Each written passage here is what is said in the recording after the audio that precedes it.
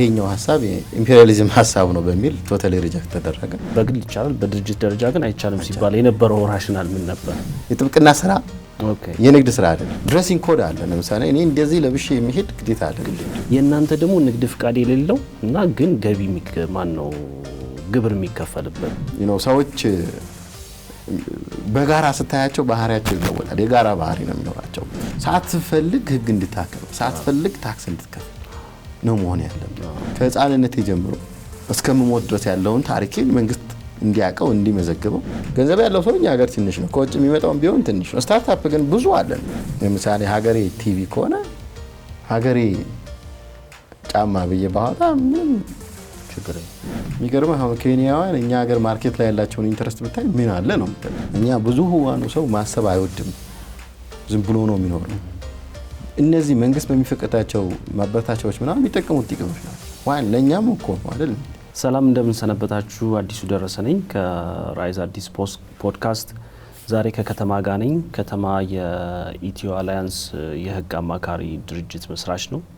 ዛሬ በጣም አስፈላጊ የሆነ በተለይ ለጀማሪ ቢዝነሶች፣ ለጀማሪ የቢዝነስ ሰዎች፣ ለስታርታፖች እጅግ በጣም አስፈላጊ ነው ብዬ የማስበው አንድ አስፔክት ነው ይሄ የህግ ጉዳይ።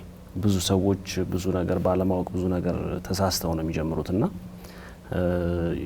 ያንን ነው ለማድረግ ዛሬ የተገናኘ ነው። ከተማ እንኳን ደህና መጣ። እንኳን ደህና ቆያችሁ። ስለጋበዛችሁኝ አመሰግናለሁ። እስቲ እኔ እናንተ በትንሹ እንተዋወቃለን፣ በብዙም ባይሆን። አሁን ደግሞ ቀረጻ እስከምንጀምር ድረስ በጣም ብዙ ነገር እያወራን ነበር፣ እድሉን አግኝተናል ለማውራት። ለተመልካቾቻችን እንዲሆን ግን እስቲ ራስን በደንብ አስተዋውቀን መጀመሪያ። ከተማ ዳነ እባላለሁ። አሁን በዚህ ሰዓት ኢትዮ አላያንስ የጥብቅና ድርጅት ከሌሎች ፓርትነሮች ጋራ መስርተን የጥብቅና አገልግሎት ስራን እየሰራው ነው የሚገኘው በዚህ ሰዓት። እንግዲህ የጥብቅና ድርጅት ሀሳቡ በራሱ ኢትዮጵያ ውስጥ አጭር ጊዜ ያለው ነው። ምናልባት እኛ እንደ ራሳችንን እንደ እድለኛ ነው የምንቆጥረው። ይህንን ስል ምናልባት በሌሎች ዓለማት የጥብቅና ድርጅት ጠበቃ አለ። እኔም እያወራሁ ያለሁት ጠበቃውን አይደለም፣ ኢንዲቪጁዋል ጠበቃውን፣ ግለሰብ ጠበቃውን አይደለም። በድርጅት ደረጃ ኢትዮጵያ ውስጥ እንግዲህ በ2014 ነው የተፈቀደው። ጠቅላይ ሚኒስትር አብይ ወደ ስልጣን ከመጡ በኋላ ከተደረጉ ሪፎርሞች፣ በህግ ሴክተሩ ከተደረጉ ሪፎርሞች አንዱ ነው አዋጅ ቁጥር 1249 2014 ወጥቶ ጠበቆች ድርጅት እንዲያቋቁሙ፣ የጥብቅና አገልግሎት ስራ ለመስራት ድርጅት እንዲያቋቁሙ የተፈቀደው በዚህ አዋጅ ነው። እንግዲህ ከዛ በፊት ሙከራዎች ነበሩ። ያው ከ1936 ጀምሮ ኢትዮጵያ ውስጥ ኢንዲቪጁዋል ግለሰብ ጠበቆች ነበሩ። መጀመሪያ ቄሶች ነበር የጥብቅና አገልግሎት ይሰጡ የነበሩት። ቤተክርስቲያን ያሉ ፍትሐ ነገስትን ያነበቡ፣ ኦልድ ቴስተመንትን ያነበቡ፣ በንግግር ችሎታቸው ጥሩ የሆኑ ቄሶች ሰርቪስ ሰጡ ነበረ። ከዛ 1956 ላይ ፍቃድ ያስፈልገዋል ተብሎ ፍቃድ ማውጣት ተጀመረ። የጥብቅና እውቀት ኖሮት ሰው ፍቃድ እንዲያወጣ ተጠየቀ። ከዛ ቀጥሎ የመጣው ሽፍት 1960ዎቹ ነው። ምናልባት ማወራው ዓመተ ምህረት በሙሉ እንደ ኢሮፒያን በዛ እንዲተረዱት 60ዎቹ ላይ ሲመጡ ትልቅ የህግ ሪፎርም የተደረገበት ጊዜ ነው። ኢትዮጵያ ውስጥ የፍትሐ ብሔር ህጉ፣ የወንጀል ህግ፣ የንግድ ህግ፣ 4 መሰረታዊ የሚባሉ ህጎች፣ የስነ ስርዓት 2 የስነ ስርዓት ህጎች የወጡበት ጊዜ ነው። በዚህ ጊዜ ደግሞ የውጭ ዳኞችም ነበሩ ሀገር ውስጥ። የውጭ ጠበቆች ነበሩ፣ የአሜሪካን ጠበቆች ነበሩ፣ የሊባኖስ ጠበቆች ነበሩ። ኢትዮጵያ ውስጥ ጥብቅና አገልግሎትን ሲሰጡ የነበሩ ነበሩ። በዚህ ጊዜ ውስጥ እነሱ የጥብቅና ድርጅት ለማቋቋም ሞክረዋል። የጠበቃው ቢሮ በሚል ማለት ነው፣ ዲፋክቶ እንለዋለን፣ በህግ ሳይፈቀድ ግን በተግባር ያለ አቋቁመው ሲሰሩ ነበር። ልክ ደርግ ሲመጣ ይሄኛው ሐሳብ የኢምፔሪያሊዝም ሐሳብ ነው በሚል ቶታሊ ሪጀክት ተደረገ። ጠበቆች እንደ በግለሰብ ደረጃ ይሰሩ ነበረ። በኋላ ላይ አይ ቲንክ ኃላፊነቱ የተወሰነ ድርጅት ያቋቋሙ 2 ጠበቆች ነበሩ። በፍትህ ሚኒስቴር ክስ ቀርቦባቸው ዲሲፕሊን ክስ፣ ምክንያቱም የጥብቅና አገልግሎት የንግድ ስራ አይደለም። ኃላፊነቱ የተወሰነ የግል ድርጅት የምታቋቁመው ለንግድ ስራ ነው። አሁን የንግድ ህጉ በግልጽ ነው የሚያስቀምጠው። የንግድ ህግ ካልክ ያው ንግድ ነው። እና አዲስ ልሳን ጋዜጣም ላይ በወቅቱ ፈርም ጥብቅና ድርጅት መቋቋም ወጥቶ ስለነበረ ማስተዋወቅም አይቻልም። አሁን 2014 ላይ መጥቶ ሲፈቀድ ድንገት የሆነ አይደለም። ከኛ በፊት የነበሩ ጠበቆች በጣም ብዙ ደክመው ብዙ ወጥተው ወርደው ነው አሁን የተፈቀደው። እኛ አሁን ከሌሎች ሀገር ዜጎች ጋር ስንገናኝ እኛ ሬጅስተር የተደረግነው 22ኛ ነው። ኢትዮጵያ ውስጥ 22ኛው የጥብቅና ድርጅት እና ዩር ላኪ ነው የሚሉት። ምክንያቱም እነሱ ሀገር ውስጥ የለም። ለምሳሌ በኬንያ ብትሄድ ከ100 ዓመት በላይ ታሪክ ያለው ነው። ትልቅ የጥብቅና ድርጅቶች አሉ። አሜሪካን ብትሄድ ለምሳሌ ዋይት ኤንድ ኬዝን ልናነሳ እንችላለን። 1926 የተመሰረተ ነው። 1926 ከ100 ዓመት በላይ የሆነው ነው። ሌሎች ሁሉም አፍሪካ ሀገራትን ጨምሮ በጣም ረጅም ዓመት ያለው ነው የጥብቅና ድርጅት እና በእኔ እድሜ ያለው ሰው የጥብቅና ድርጅት እዛ ማይታሰብ ነው። እኛ እድለኞች ነው የምልህ ከዚህ አንጻር ነው። የጥብቅና ድርጅት እንደ ግሎባል እንትኑን የምታይ ረጅም ጊዜ ያለው ነው። እኛ አሁን ጥብቅና ድርጅት ስለ ሁላችንም ኢትዮጵያዊ ስለ ጥብቅና ድርጅት ታወራ ቢሮ ውስጥ የሚያስበው ትንሽ ኦፊስ ያለው ነው። ሌላ ዓለም ላይ እንደዚህ ያለው ትልልቅ በጣም ሄውጅ ኮርፖሬት ደረጃ ትልልቅ ካምፓኒ ያላቸው በመቶ ሺዎች ሰራተኛ ያላቸው በአመት 6 ቢሊዮን ዶላር የሚያስገኙ ትልልቅ ናቸው። የኛ ሀገሩ ገና ነው። መፈቀዱ ራሱ ትልቅ ስቴፕ ነው። ትልቅ እርምጃ ነው።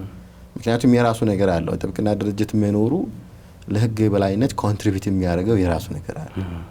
ለህግ አሁን ህግ ስናወራ ዋናው ትልቁ እንትኑ ሶሻል ኢንጂነሪንግ ነው። ማህበረሰብ ውስጥ የምትፈልገውን ነገር ለውጥ የምታመጣበት ማለት ህግ ትልቅ ቱል። ይህንን ቱል ደግሞ ስተገብረው ተዋናዮች አሉ። ፍርድ ቤት፣ ፖሊስ፣ አቃቢ ህግ ምናምን ጠበቃ አንዱ ትልቅ ሮል ያለው የዜጎችን መብት በማስከበር ረገድ የህግ የበላይነትን በማረጋገጥ ረገድ ትልቅ ሚና አለው። ለምሳሌ አሜሪካን የጠበቆች ማህበርን ብታይ ኳሊፊኬሽን አንድ ሰው ሲግራጁዌት ሲያደርግ ይሄ ሰውዬ ብቁ ነው አይደለም የሚለውን ቴስት የሚሰጠው እሱ ነው። ጥብቅና ማህበሩ ባር አሶሲዬሽን ነው ይሄንን ቼክ የሚያደርገው። ይሄ ሰውዬ ለጥብቅና አገልግሎት ለህግ ስራ ይመጥናል አይመጥንም የሚለውን የሚመዘነው እሱ ነው። ይሄ ትልቅ ሚና ነው። ለህግ የበላይነት መረጋገጥ የሚያስተዋውሱት አስተዋጽኦ ቀላል የሚባል አይደለም። ለምንድን ነው እዚህም ውስጥ ጠበቆች ነው እዛም በግልም ያሉ ጠበቆች ናቸው የሚል ጥያቄ ሊነሳ ይችላል። እንግዲህ በግል ጠበቃ ስትሰራ አንድ ሰው አንድ ነው ነው ለምሳሌ ጉንፋን ቢይዝ አትሄድም አይደለ? ማህበራዊ ጉዳይ ቢገጥም አትሄድም። እውቀት የአንድ ሰው ህግ በጣም ብዙ ኤሪያ ያለው በጣም ስፔሻላይዜሽን የሚፈልግ በጣም ብዙ ኤሪያ ያለው የጥብቅና ድርጅት ግን ካንተ ከኔ ከፓርትነሩ የግል ህይወት ጋራ የግል መኖር አለመኖር መሞት በህይወት መቆየት ጋራ ግንኙነት የሌለው ራሱን የቻለ እንደኔው ሰው የሆነ ሰራተኛ ቀጥሮ የሚያሰራ ድርጅት ነው። ለደንበኛ የሚኖረው አስተዋጽኦ ቀላል የሚባል አይደለም። ለፍትህ ዘርፎ የሚኖረው አስተዋጽኦ ቀላል የሚባል አይደለም። አንድ ትልቅ ኢትዮጵያ ውስጥ አንድ ትልቅ የጥብቅና ድርጅት ቢኖር ምናልባት አሁን ሚኒስቴር መስሪያ ቤቶች ከሚጫወቱት ሮል በላይ ሁላ ሊጫወት ይችላል። በጣም ፕራክቲካል የሆነ ሮል እንደውም የሚኖረው ስለዚህ ከኢንዲቪጁዋል ጠበቃ ጋር የምታነጻጽረው አይደለም። ነው ራሽናሉ ግን ምን ነበረ? ሶሪ ስላቋረጥኩ እንትኑ ይቻላል፣ በግል ይቻላል፣ በድርጅት ደረጃ ግን አይቻልም ሲባል የነበረው ራሽናል ምን ነበር? እንግዲህ ብዙ ጀስቲፊኬሽን ብዙ ምክንያት ሊነሳ ይችላል ከመንግስት አንፃር። ያው መንግስት ፍራቻም ሊኖረው ይችላል። ጠንካራ የጥብቅና ድርጅት ካለ እኮ አያላውስም ነው። ጠንካራ የጠበቆች ማህበር ቢኖርህ ለህግ የበላይነት ስለሚሰራ ያንተን ያልተገባ ኮንዳክት ድርጊት ግል ታወጣ ትችላለህ፣ ያልተገባ እርምጃ ልትወስድ ትችላለህ። ፍርድ ቤት ነው የሚያቆም። ገብቷል? እንደው መንግስት ይፈልገዋል ተብሎ የሚታሰብ አይደለም። ትልቁ ነገር ይሄ ነው። አሁን መንግስት ግን ደፍሮ ለኔም ቢሆን ያስፈልገኛል ህመሜን ሊያክምልኝ ያስፈልገኛል ብሎ ስላሰበ ነው የፈቀደው። ኢንዲቪጁዋል ሲሆን እንዳልኩ ነው ልታስረው ትችላለህ፣ ሰውየው ልታባብለው ትችላለህ በጀርባ። ግን ተደርጓል ብዙ ኬሶች አሉ። አንደኛው ትልቁ ስጋት የነበረው እሱ ነው፣ ትልቁ ስጋት የነበረው። አሁን ግን አዲሱ አዋጅ ኃላፊነቱ የተወሰነ የሽርክና ማህበር ሊሚትድ ላያቢሊቲ ፓርትነርሺፕ እንዲያቋቁሙ ፈቅዷል። ይህ ትልቅ እርምጃ ነው። እኛም ይህን ተጠቅመው ነው የጥብቅና ድርጅት ያቋቋመው እና ምናልባትም በክፍለ ዘመን አንድ የምታገኘው ኦፖርቹኒቲ። ምን ቻሌንጆች ነበሩት ሲቋቋም? ትልቅ እንትን ነው፣ ትልቅ እድል ነው መቋቋሙ፣ ህጉም መቀየሩ። ብዙ ህጎች ነው በነገራችን ላይ ሪቫይዝ የተደረጉት። በጣም አሪፍ ህጎች ሪቫይዝ ተደርገዋል። ሌሎች ቻሌንጆች ነበሩት? ምን አጋጠማቸው? አዲሶች ናችሁ? አዲስ ስልህ በግለሰብ ደረጃ ያው ስትሰሩ ነበር፣ ግን እንደ ድርጅት አሁን ከቢዝነሱም ጋር ከኛም ጋር እንግዲህ የእናንተ የሌጋል ስታርታፖች ሆናችሁ ነው የጀመራችሁት። ስለዚህ ምን ቻሌንጅ ነበረው? ህጉ ጥሩ ቢሆንም ትልቅ እርምጃ ቢሆንም ሌሎች ቻሌንጆች ነበሩት? ምንም ጥያቄ የለው። አሁንም አለ፣ አሁንም ያልተፈታ ነገር አለው። እኛ ኢትዮ አላያንስ ጥብቅና ድርጅትን ስናቋቁም ብዙ ቻሌንጆች ገጥመውናል። እኛም ብቻ ሳንሆን ሌሎቹም ይገጥሟቸዋል። አሁንም እየገጠማቸው ነው። የሚጀምረው ጥብቅና ድርጅት ሲቋቋም ያለውን ባህሪ ካለመረዳት ነው። ለምሳሌ ጥብቅና ድርጅትም ቢሆን ነጋዴ አይደለም፣ የንግድ ፍቃድ የለው። ባንክ አካውንት ለመክፈት ትቸገራል። ድርጅት ነገር የንግድ ፍቃድ የለም ነው ከጠበቆች ለምንድን ነው የንግድ ስራ ፍቃድ የሌለው ነው?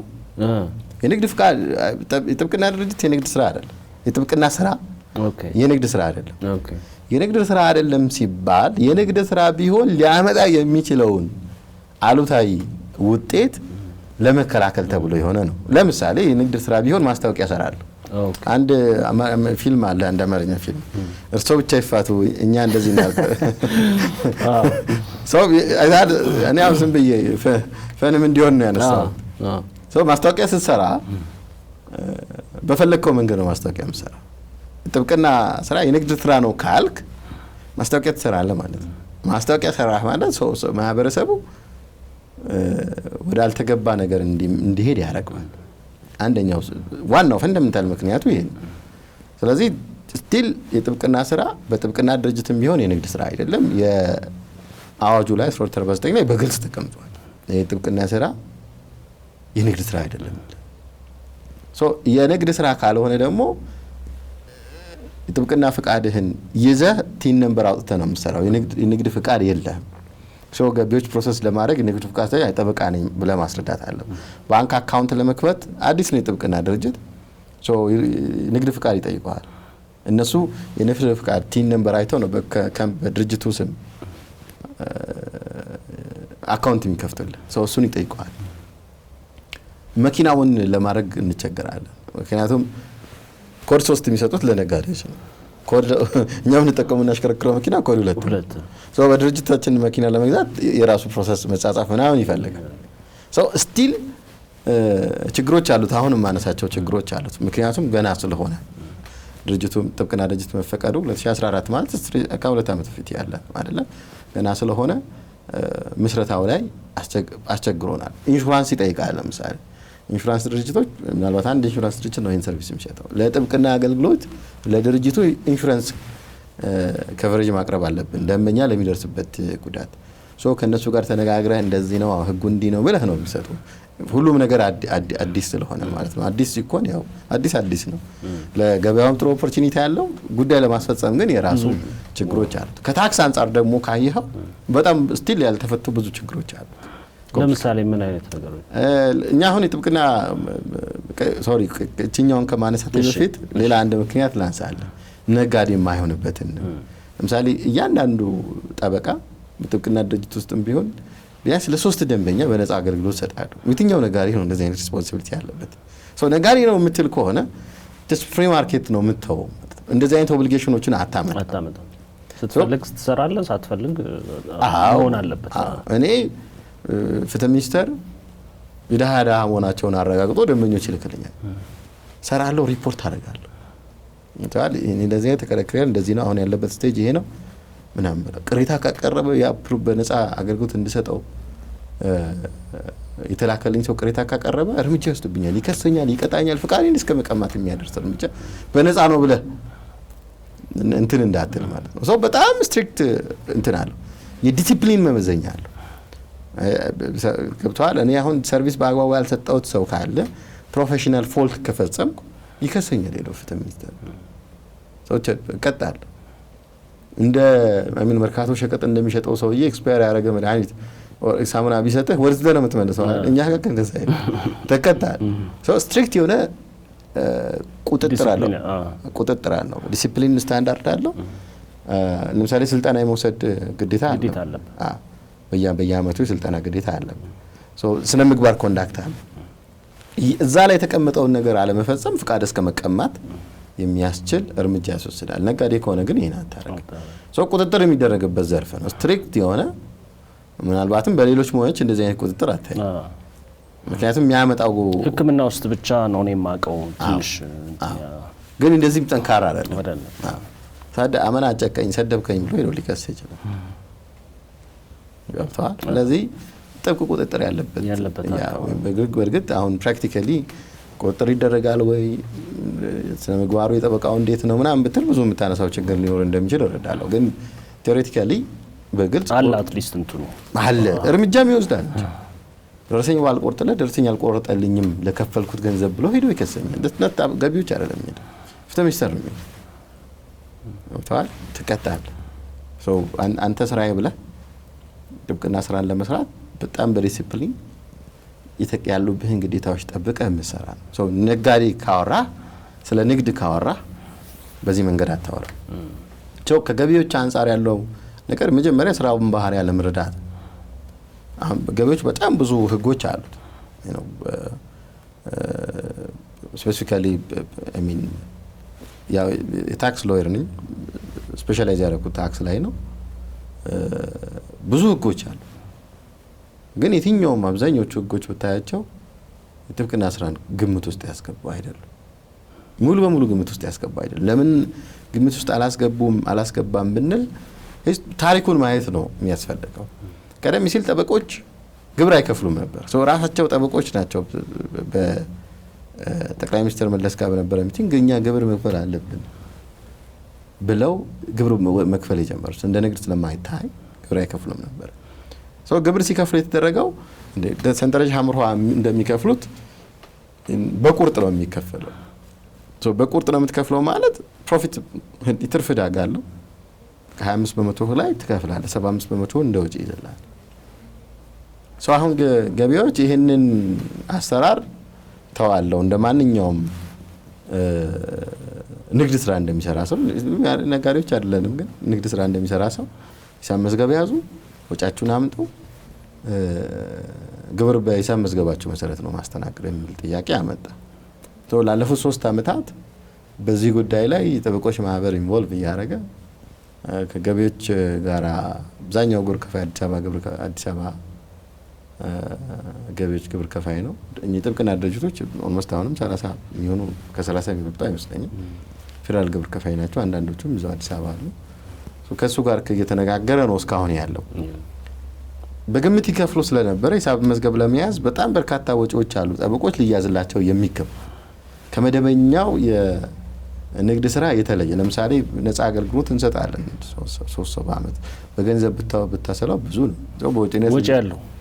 አዎ የገቢ ግብር አዋጁ የንግድ ስራ ገቢ ያላስገኘ ወጪ በወጪነት አያያዝም ነው የሚለው።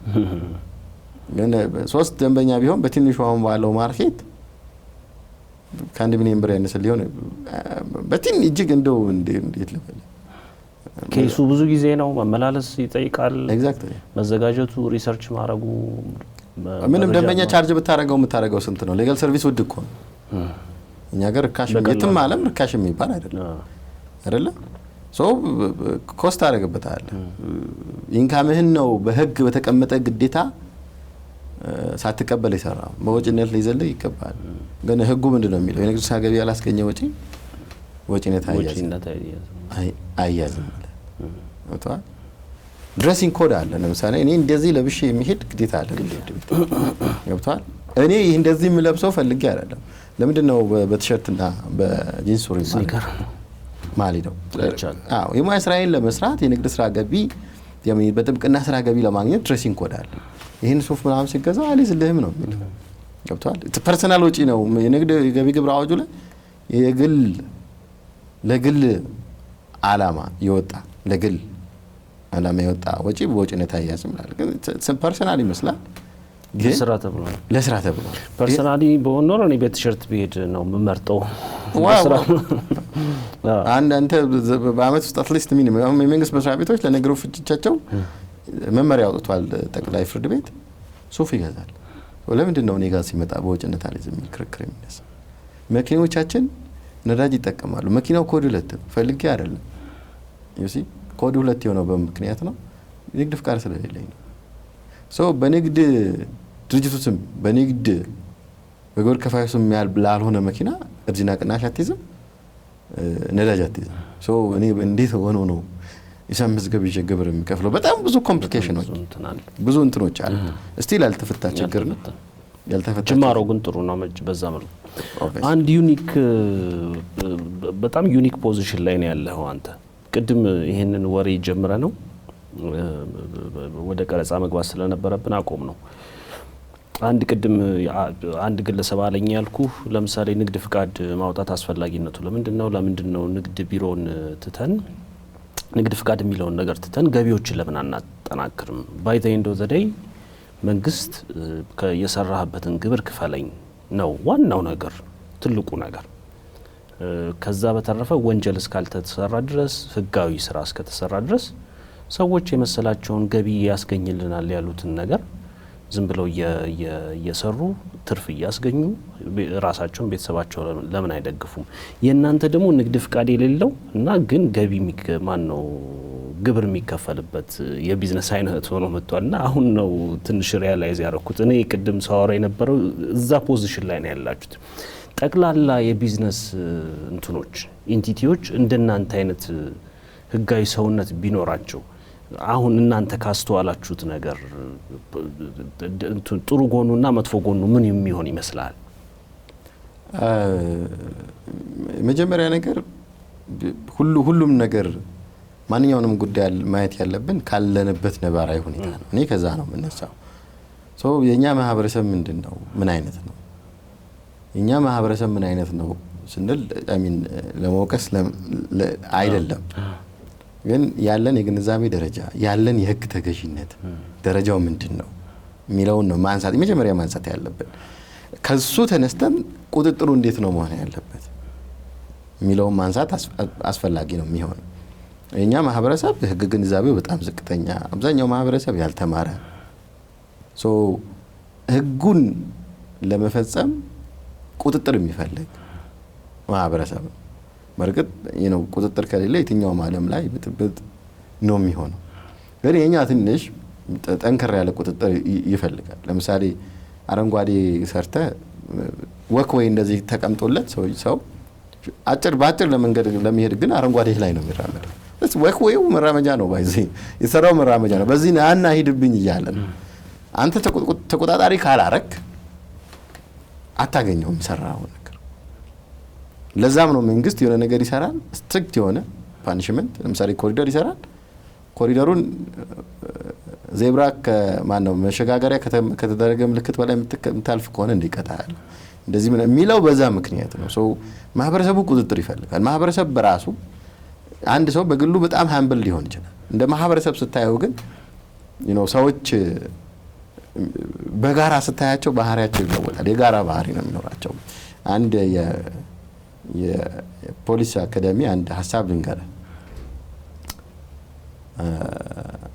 ሰዎች በቡድን ሲሆኑ ባህሪያቸው ይቀየራል ይላል። ለዚህ ቁጥጥር ይፈልጋሉ።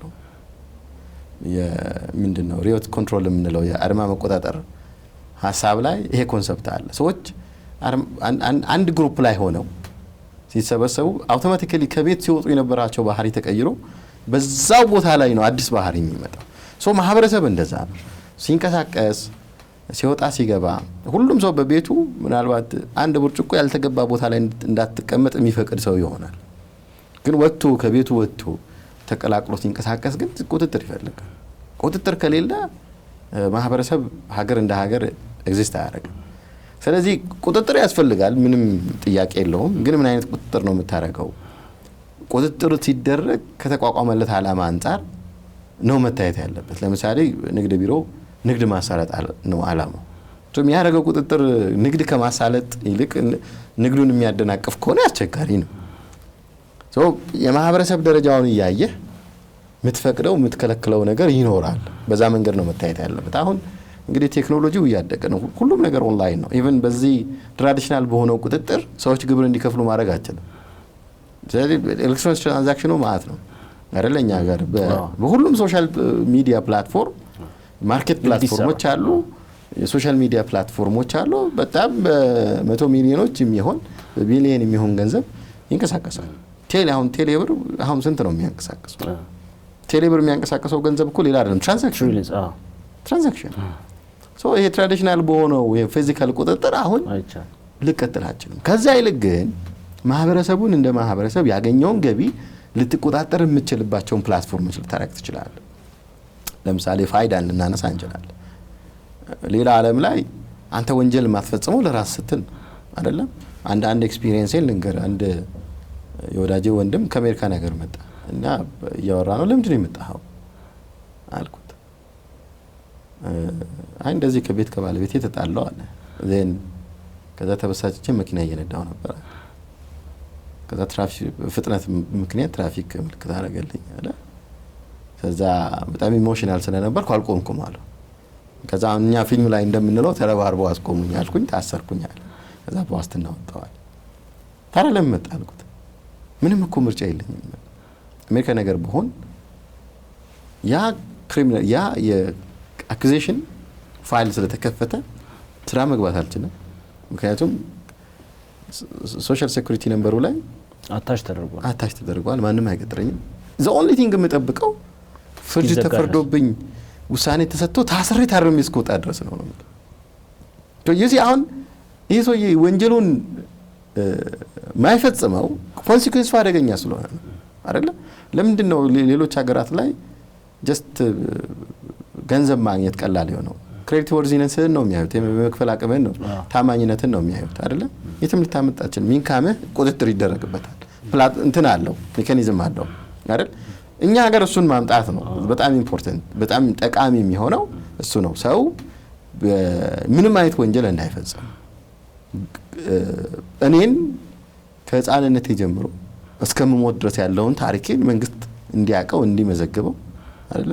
ካንተ ጋር ተጣልቼ ሰድቤ ፖሊስ ጣቢያ ሄጄ ከሆነ ሪከርድ ሆኖ ማንም እንዲያውቀው፣ ቀጣሪዎቼ ሁላ እንዲያውቁት ማለት ነው። ሶ እንደዚህ አይነት ዲጂታል የሆኑ ቴክኖሎጂ የፈጠራቸውን ነገሮች ተጠቅመ የሰውን ኢንካም ኮንትሮል ማድረግ ትችላለህ። ለምሳሌ አሁን ፋይዳ አንዱ ነው አይደለ? ሶሻል ሴኩሪቲ ነምበር ይሰጣል። ሶ ከዚህ በኋላ በዛ ሶሻል ሴኩሪቲ ቁጥር ተጠቅሞ የኔን የጤና ሁኔታ፣ የትምህርት ሁኔታ፣ የስራ ሁኔታ፣ ኢንካምን ኮንትሮል ማድረግ ይችላል። ሶ በዚህ እንደዚህ አይነት ነገሮችን በመፍጠር ወደ ዲጂታል ዓለሙ መተን አሁን ፊዚካሊ የሚደረገውን ቁጥጥር ቶታሊ ቀንሰዋል፣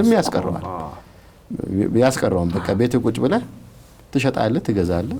መንግስት ነው ታክስ ባት ክፈሉ ምናምን እኮ አይደለም። አሁን የአውሮፓ አባል ሀገራት ቪኤቲ ሶፍትዌሩ ነው የሚቆርጥ ያነሳልሃል። ኮንሱመሩ ላለበት ሀገር ይልካል። እኔ ፈረንሳይ ቁጭ ብዬ ከኔዘርላንድ ከገዛው ፈረንሳይ ይመጣልታል ያ ገንዘብ። ኮንሱመሩ ያለው እዛ ነው አይደል? በቃ አለቀ። እንደዚህ አይነት አለ። ስናድግ ደረጃ በደረጃ መንግስት እያየ ሬጉላቶሪ ፍሬምወርኩን እያስተካከለ ይመጣል ብዬ አስባለሁ። እያዘመነው እያላለው ሳይሆን እያዘመነው ይመጣል የሚል ተስፋ አለ። ሳትፈልግ ህግ እንድታከብር፣ ሳትፈልግ ታክስ እንድትከፍል ነው መሆን ያለበት።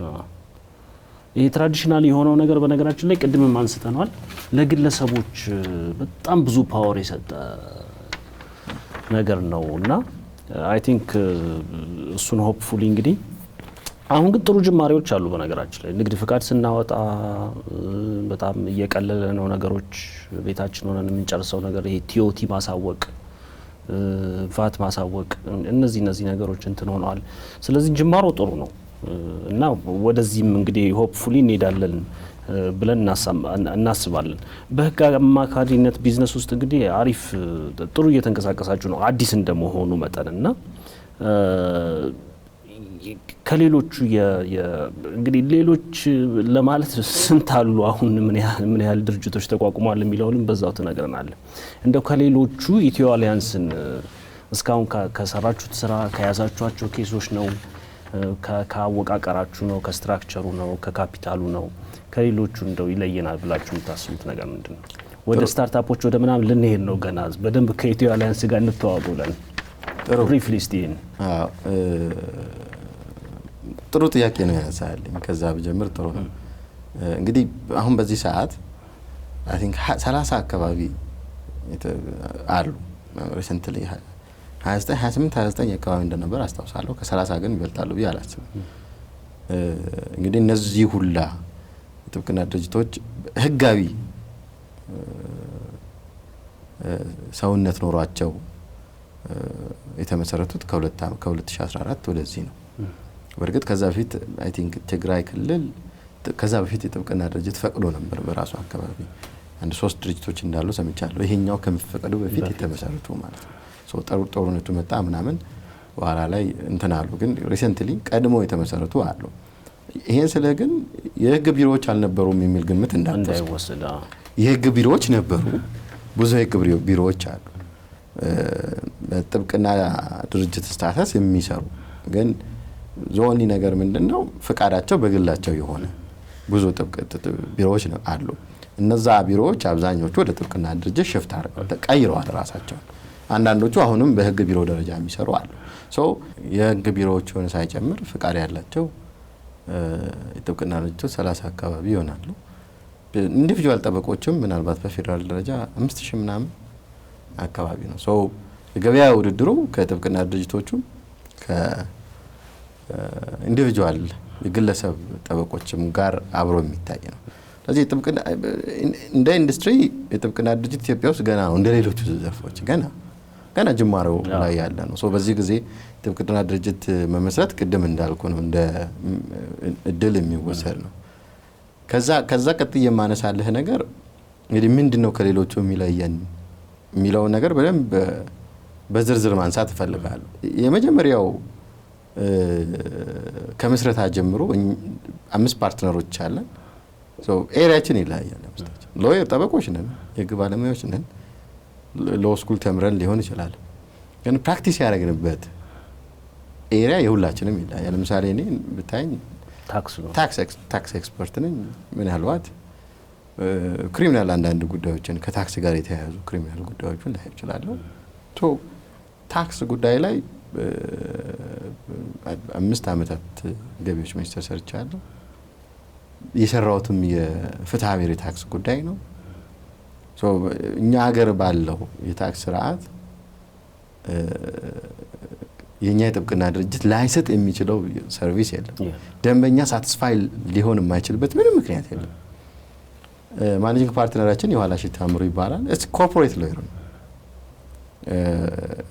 እኛ ጋር ከመምጣቱ በፊት ኢትዮጵያ ውስጥ ያሉት ሁሉም ትልልቅ የጥብቅና ቢሮዎች ውስጥ ሰርቷል። መስፍን ታፈሰ ለኦፊስ ሰርቷል። ኤምኤልኤ ምረታ ብሉ ለኦፊስ ሰርቷል። የለኦፊስን ስራ በተመለከተ ከተመረቀ ጀምሮ ፕራክቲስ ያደርግበት የነበረ ኤሪያ ነው። ስለዚህ ኮርፖሬት ሎው ላይ በጣም እንደው ሊስት አውት ብታረግ ከመጀመሪያዎቹ የምጠራው ነው። ጸሐፊ ነው። አዲስ ፎርቹን ላይ ሬጉላር አምድ አለው። ስለዚህ ያን ኮርፖሬት ሎው ጋር የተያያዘ ያኛው ስፔሻላይዜሽን ዋናው ፎከስ የምናደርግበት ጉዳያችንም ቢዝነሱ ነው፣ ኮርፖሬት ሎው ነው። ስለዚህ እዛ ላይ በተመለከተ እንደ ኤክስፐርት ሚስ የምናደርገው ምንም ነገር የለም። ቀጥሎ ያለውን ፓርትነራችን አርባ በየነ ይባላል። መሬት አስተዳደር ሰርቷል። ኢትዮጵያን ስፔሻሊ አዲስ አበባ በጣም ውስብስብ የሆነውን የመሬት ጉዳይ በደንብ ነው የሚያውቀው። ከዛ በኋላ ገቢዎች ሰርቷል። ከመሬት ጋር የተያያዙ ከላንድ ከኢንቨስትመንት ጋር የተያዙ ጉዳዮችን አሁን ባለው ደረጃ በጣም ቆንጆ የሚባል ኤክስፐርት ነው በዛ ኤሪያ ላይ። ተጨማሪ ታክስ ላይ ሰርቷል። እሱም እንደ ተጨማሪ ግብአት የምናየው ነው። አዲስ ሳዲቅ የሚባል ሌላ ፓርትነራችን አለ፣ ሊቲጌሽን ሎየር። ሊቲጌሽን ዲፓርትመንታችንን ማኔጅ የሚያደርገው አዲስ የሚባለው ፓርትነራችን ከተመረቀበት ከዚህ ጀምሮ ከመጀመሪያ ደረጃ ፍርድ ቤት የጥብቅና ፍቃድ ጀምሮ ሲሰራ የነበረው ነው። ያለፉትን 6 ዓመታት ሲሰራ የነበረው ሊቲጌሽን ላይ ጥሩ በጣም ቆንጆ የሚባል ኤክስፒሪየንስ ያለው ነው። ቀጥሎ ያለው የፓርትነራችን ቃለ እግዚአብሔር ጎሳዬ ይባላል። የፍርድ ቤት ረዳት ዳኝነት አገልግሏል። የሪል ስቴት ኮንስትራክሽን ችሎቶች ላይ፣ ንግድና ኢንቨስትመንት ችሎቶች ላይ ሰራ ነው። በእነዚህ ኤሪያዎች ላይ ስፔሻላይዝ ያደረገ ነው። ከዛ ኦፍ ኮንስሎችም አሉ። ዶክተር ትግስት የምትባለው ኦፍ ኮንስል ሳውዝ አፍሪካ በጣም ረጅም ዓመት የኖረች ሳውዝ አፍሪካ የህግ ትምህርት ቤት ስታስተምር የነበረ አይፒ ኤክስፐርት ነች። ኢንቴሌክቹዋል ፕሮፐርቲ ኤክስፐርት ነች። ኢንቴሌክቹዋል ፕሮፐርቲ ላይ እኛ ሀገር እንደው ልታነጻጽራት የምችልም አይደለም። ፒኤችዲ አሁን በዛ ነው። ሌላው ቴድሮስ የሚባሉ ኦፍ ኮንስል ፓርትነራችን አሉ። አቪዬሽን ሎ ላይ ኢትዮጵያ ውስጥ አቪዬሽን ሰርቪስ ሎ ኦፊሶች ይሰጣሉ፣ ሎ ፈርሞችም ይሰጣሉ። ግን ኢትዮጵያውያን አይደለም ያንን ሰርቪስ የሚሰጡት። የሚያሳዝን ነው እሱ። ከሌሎች ውጭ ሀገር ፈርሞች ጋር ሆነው ነው የሚሰጡት። ኢትዮጵያ ውስጥ አቪዬሽን ሎን ሊሰጡ የሚችል ፈርም ካለ እኛ ፈርም። አቶ ቴድሮስ በደርግ ጊዜ የኢትዮጵያ አየር መንገድ ምክትል ዳይሬክተር የነበሩ፣ ኢትዮጵያ አየር መንገድ አቪዬሽን ሴክተሩ ላይ ሌጋል ዲፓርትመንቱን ኢትዮጵያ አየር መንገድን ወክለው ረጅም ዓመት ያገለገሉ ትልቅ ኤክስፐርት ናቸው። ምናልባትም አፍሪካ ውስጥ የአፍሪካን አቪዬሽን ሶሳይቲን በዳይሬክተርነት የመሩ እና ትልቅ ኤክስፐርት ናቸው። በእሳቸው ደረጃ አቪዬሽን ሎን ኢትዮጵያ ውስጥ የሚሰጥ ሰው አለ ብዬ አላምንም። ምናልባት አውትሶርስ አድርገህ እንግሊዝ ላለ ሰው ልከህ ካላሰራኸው በስተቀር ማለት ነው። በጣም የሚለየን የመሰረታዊ ነገር ስፔሻላይዜሽናችን። እኛ ለፈርም ጉዳይ ይዘህ ከመጣ ስፔሻላይዝ ያደረገ ሰው ነው የሚሰራው እንጂ እኔ እችላለሁ ብለህ ሰብስበህ ደንበኛን ጉዳይ አናበላሽ። ጄነራል ፕራክቲሽነር የለም። በቃ በቀዶ ጠጋኙ ነው የሚሰራው ስራው። ይሄ በጣም ስንሰባሰብም የተሰበሰብነው በዛ ምክንያት። አሁን ፓርትነርሺፕ አሁን ቅድም አነሳለሁ ቻሌንጅ ቅድም ምናልባት ያላነሳሁት ፓርትነርሺፕ እንደ ጋብቻ ገብቷል። በተለይ ፕሮፌሽናል ስኪልን አዋጥተህ ስትሰራ ሜሬጅ ነው። እንደውም እኔ በፓርትነሮቼን ለመምረጥ የተጨነቅኩትን ያህል ባለቤቴን ሳገባ የተጨነቅኩ አይመስለኝም። ይሄኛው በጣም ሲሪየስ ነው። ለዛም ነው አንዳንድ ፈርሞች ይመሰረታሉ፣ በመሀል ጥለው ይጣሉ፣ ፓርትነሮች ይጣላሉ። እኛ ፈርም ለመመስረት ስንንቀሳቀስ ክርክር ላይ ነበሩ። አሁንም ጥለው የሚወጡ ዜና ትሰማለህ። እንትና ከዚህ ፈርም ጥሎ ወጣ። እኛ ጋር ግን እንደዚህ አይደለም። ያው ትነጋገራለህ፣ በውይይት ትፈታለህ። ግን ባህሪያችንን በደንብ አይተን ስፔሻላይዜሽናችንን አይተን እንደው ለመሰብሰብ አይደለም የተሰበሰበ። እዚህ የፍትህ ስርዓት ላይ የራሳችንን አስተዋጽኦ ለማበርከት ዓላማ ያለን ተመሳሳይ ሰዎች ኮሚትመንታችንን እንታነሳ ትችላለህ። የእያንዳንዱን ፓርትነር ሂስትሪ ብሰማ በምን አይነት ትጋት እዚህ እንደደረሱ የምትረዳው ነው የሚሆነው። ምናልባት ሰፋ ያለ ጊዜ ቢኖር አወራሃለሁ። ስፔሻላይዜሽናችን ከሌላው ይለየናል። ምናልባትም ይመጣሉ ደንበኞችም ይነገራሉ እና ሌላው ፈርም ሰርቶት መጥቶ እኛ ጋር ኤዲት እንድናደርገው የታክስ ጉዳይ ሊመጣ ይችላል። ለምን ያኛው አልሰራልንም ሊለ ይችላል ሰው ኤክስፐርት ስለሌለው። ገብቶሃል? ፕራክቲካል ነው የኛ ደግሞ ስራው ላይ በትክክል እየሰራን የነበሩ ሰዎች ነው። ቲዮሬቲካልም አይደለም ፕራክቲካል ነው። ብዙ ችግሮችን እንፈታለን። ከዛ ውጪ እንግዲህ ወደፊት ኢኖቬሽንን በመጠቀም ሎ ፈርሞች ትልልቅ ዳታቤዝ ነው የሚጠቀሙት። እነሱን በመጠቀም ኤአይ በመጠቀም የምንሰራቸው ብዙ ስራዎች ይኖራሉ። ከዛም በላይ እኛ ለምሳሌ አቪዬሽን ላይ የመጀመሪያውን እርምጃ ወስደን ሴሚናር አዘጋጅተናል። ገብተዋል። ምክንያቱም እኔ እንደ ሀገር ኢትዮጵያን አየር መንገድ ያለውን አቪዬሽን ላይ ያለውን ዝና አቪዬሽን ሎው ላይ መፍጠር እንፈልጋለን። እንደፈር ትልቅ ነው ታሪኩ። በጣም ቆንጆ አቪዬሽን ሎየሮች አሉ፣ አንድ ወይም ሁለት ሊሆኑ ይችላሉ። እሱን አምጥተን ለምንድን ነው ሌሎች አፍሪካ ሀገር ላሉ ሀገራት የአቪዬሽን ሌጋል ሰርቪስ ማንሰጠው? ትልልቅ ስራዎች አሉት። አቪዬሽን አንድ ኤርፕሌን ለመከራየት ትልቅ የህግ ስራ አለ። አንድ ኤርፕሌን ለመግዛት ትልቅ ስራ አለ። አሁን ቴዎድሮስ ይህንን ስራ የሚሰሩ ትልቅ ሎየር ናቸው እና ሲሰሩም የነበሩ ናቸው። ይሄን ወደ ሌሎች ጥብቅና ድርጅቶችን እኛ በውድድር ነው በውድድር አናምን፣ በትብብር ነው የምናምረው። እኛ አሁን በትብብር ነው የምናምነው። ስለዚህ ዝም ብዬ አይደለም ይሄንን ማነሳለም። ናኩታ ሎው ፈርም አለ፣ በጣም ዌል ላውን የሆነ ሎው ፈርም ነው።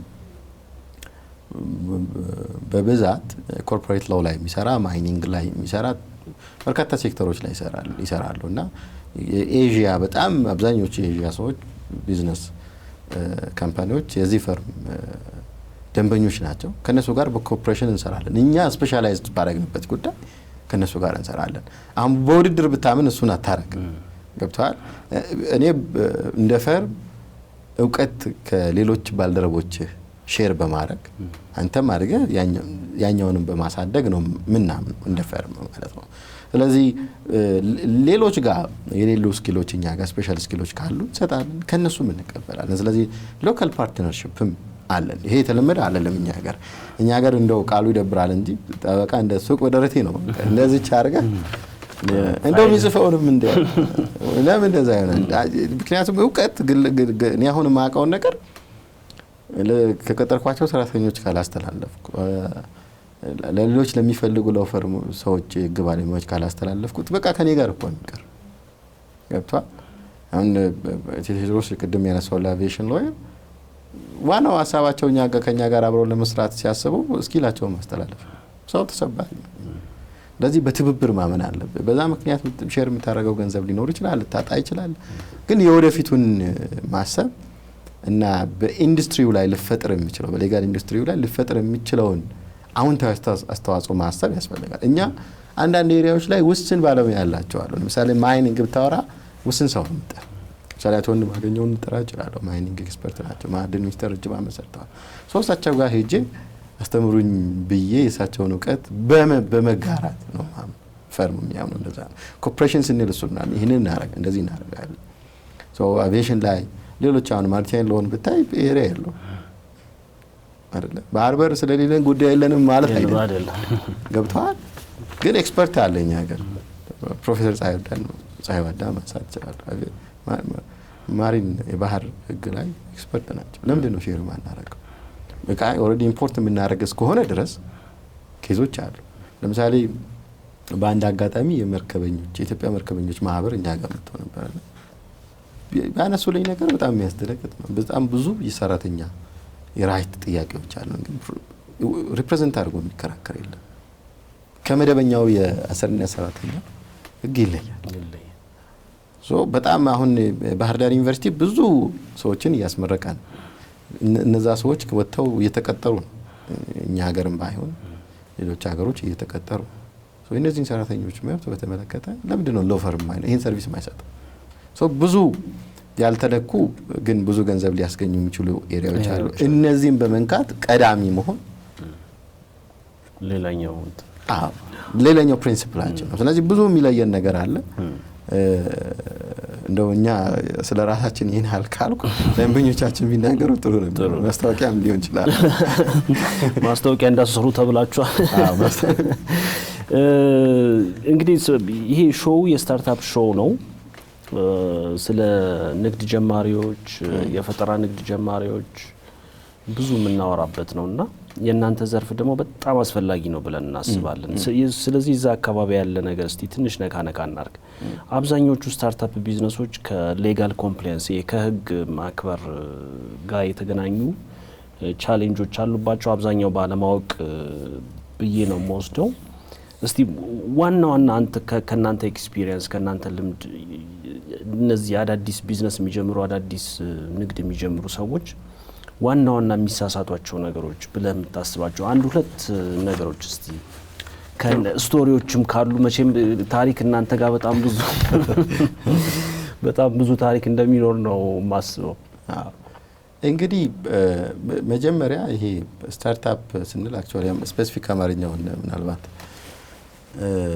እኛ ነን የተረጎም ነው የፈጠራ ንግድ ጀማሪዎች ብለን ኢኖቫቲቭ ነገር ሊኖር ይገባል ይላል ፕሮግራሜሽኑ። ስለዚህ ስታርታፕ የሚለውን እንጠቀም።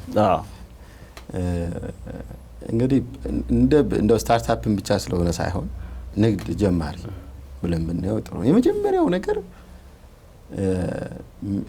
እንዴት ነው የምሰራው? አሁን ብዙ ሰው የሚያስበው የሚሰራው ነው የቢዝነስ አይነት።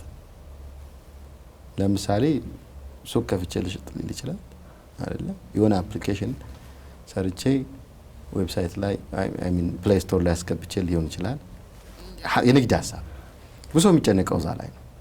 ከዛ ቀጥሎ ግን እንዴት ነው ስራውን የሚጀምረው የሚለውን ነገር ብዙሃኑ አብዛኛው ኢትዮጵያዊ አይጠይቅም። በዛ ምክንያት ችግር ውስጥ ከገባ በኋላ ነው የምትነጋገር። ብዙዎቹ እንደዛ ናቸው። የመጀመሪያው ነገር ይሄ ጉዳይ እውቀት ይፈልጋል፣ ሄጄ ማማከር አለብኝ ብለህ አለመጠየቅ ነው የመጀመሪያው ችግር። ምናልባት አካባቢ ላይ ያለም ሰው እንደው ሊመክር ይችላል፣ ግን አንዳንዴ ያላዋቂ ሳሚም ሊሆን ይችላል ነው። ስለዚህ መንግስትም እንደ ስትራክቸር አዲስ ቢዝነስ ጀማሪዎችን በተመለከተ ይህንን ምክር የሚያገኙበትን ሁኔታ ፋሲሊቴት ማድረግ አለበት። ችግር ውስጥ ገብተው ከመቸገራቸው ፊት፣ ችግር ውስጥ ገብተው ከመዝጋታቸው ፊት። እኛ ሀገር ፍቃድ አውጥተህ ስትጀምር ቀላል ነው። ዘግተህ ለመውጣት ግን ከስራም ቢሆን ዘግተህ ለመውጣት ግን ያስቸግራል። በተለይ የገቢዎችን የመዝጋት ክሊራንስ ማግኘት ያስቸግራል። ገብቶሃል? ስለዚህ ስታርታፕ ሲሆን መጀመሪያ ምንድን ነው ኔቸሩ የሚለውን ማየት ያስፈልጋል። እኔ ስታርታፕ የትኛውን ቢዝነስ ጀማሪ ሪሶርስ እጥረት አለበት አይደል? ዓለም ላይ የሪሶርስ እጥረት አለ። ስታርታፕ ላይ ያለ ሰው ደግሞ በጣም የሪሶርስ እጥረት አለ። የህግ ባለሙያ ጋር መጥቶ ለማማከር የሚያስችል ክፍያ አይኖረውም። ሌጋል ሰርቪስ ኤክስፔንሲቭ ነው፣ አይኖረውም።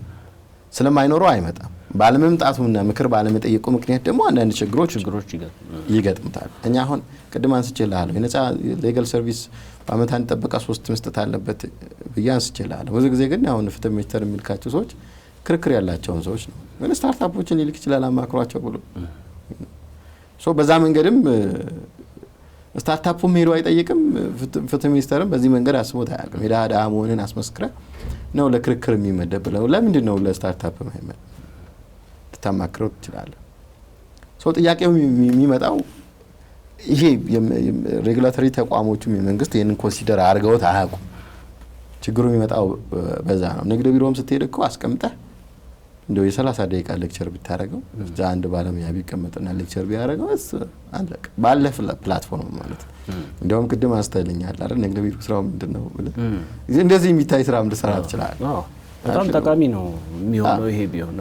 ዋናው ነገር እንደ ጀማሪ ይሄ እንዴት ስራውን ይጀምራል የሚለው ነገር እውቀት አለመኖር ነው ችግሩ። እውቀትም ያስፈልጋል ብሎ አለመጠየቅ ነው። ቀጥለን ስንመጣ ግን ሲጀምሩ ብዙ ችግር ነው የሚገጥማቸው። ለምሳሌ ምን አይነት ድርጅት ነው ማቋቋመው?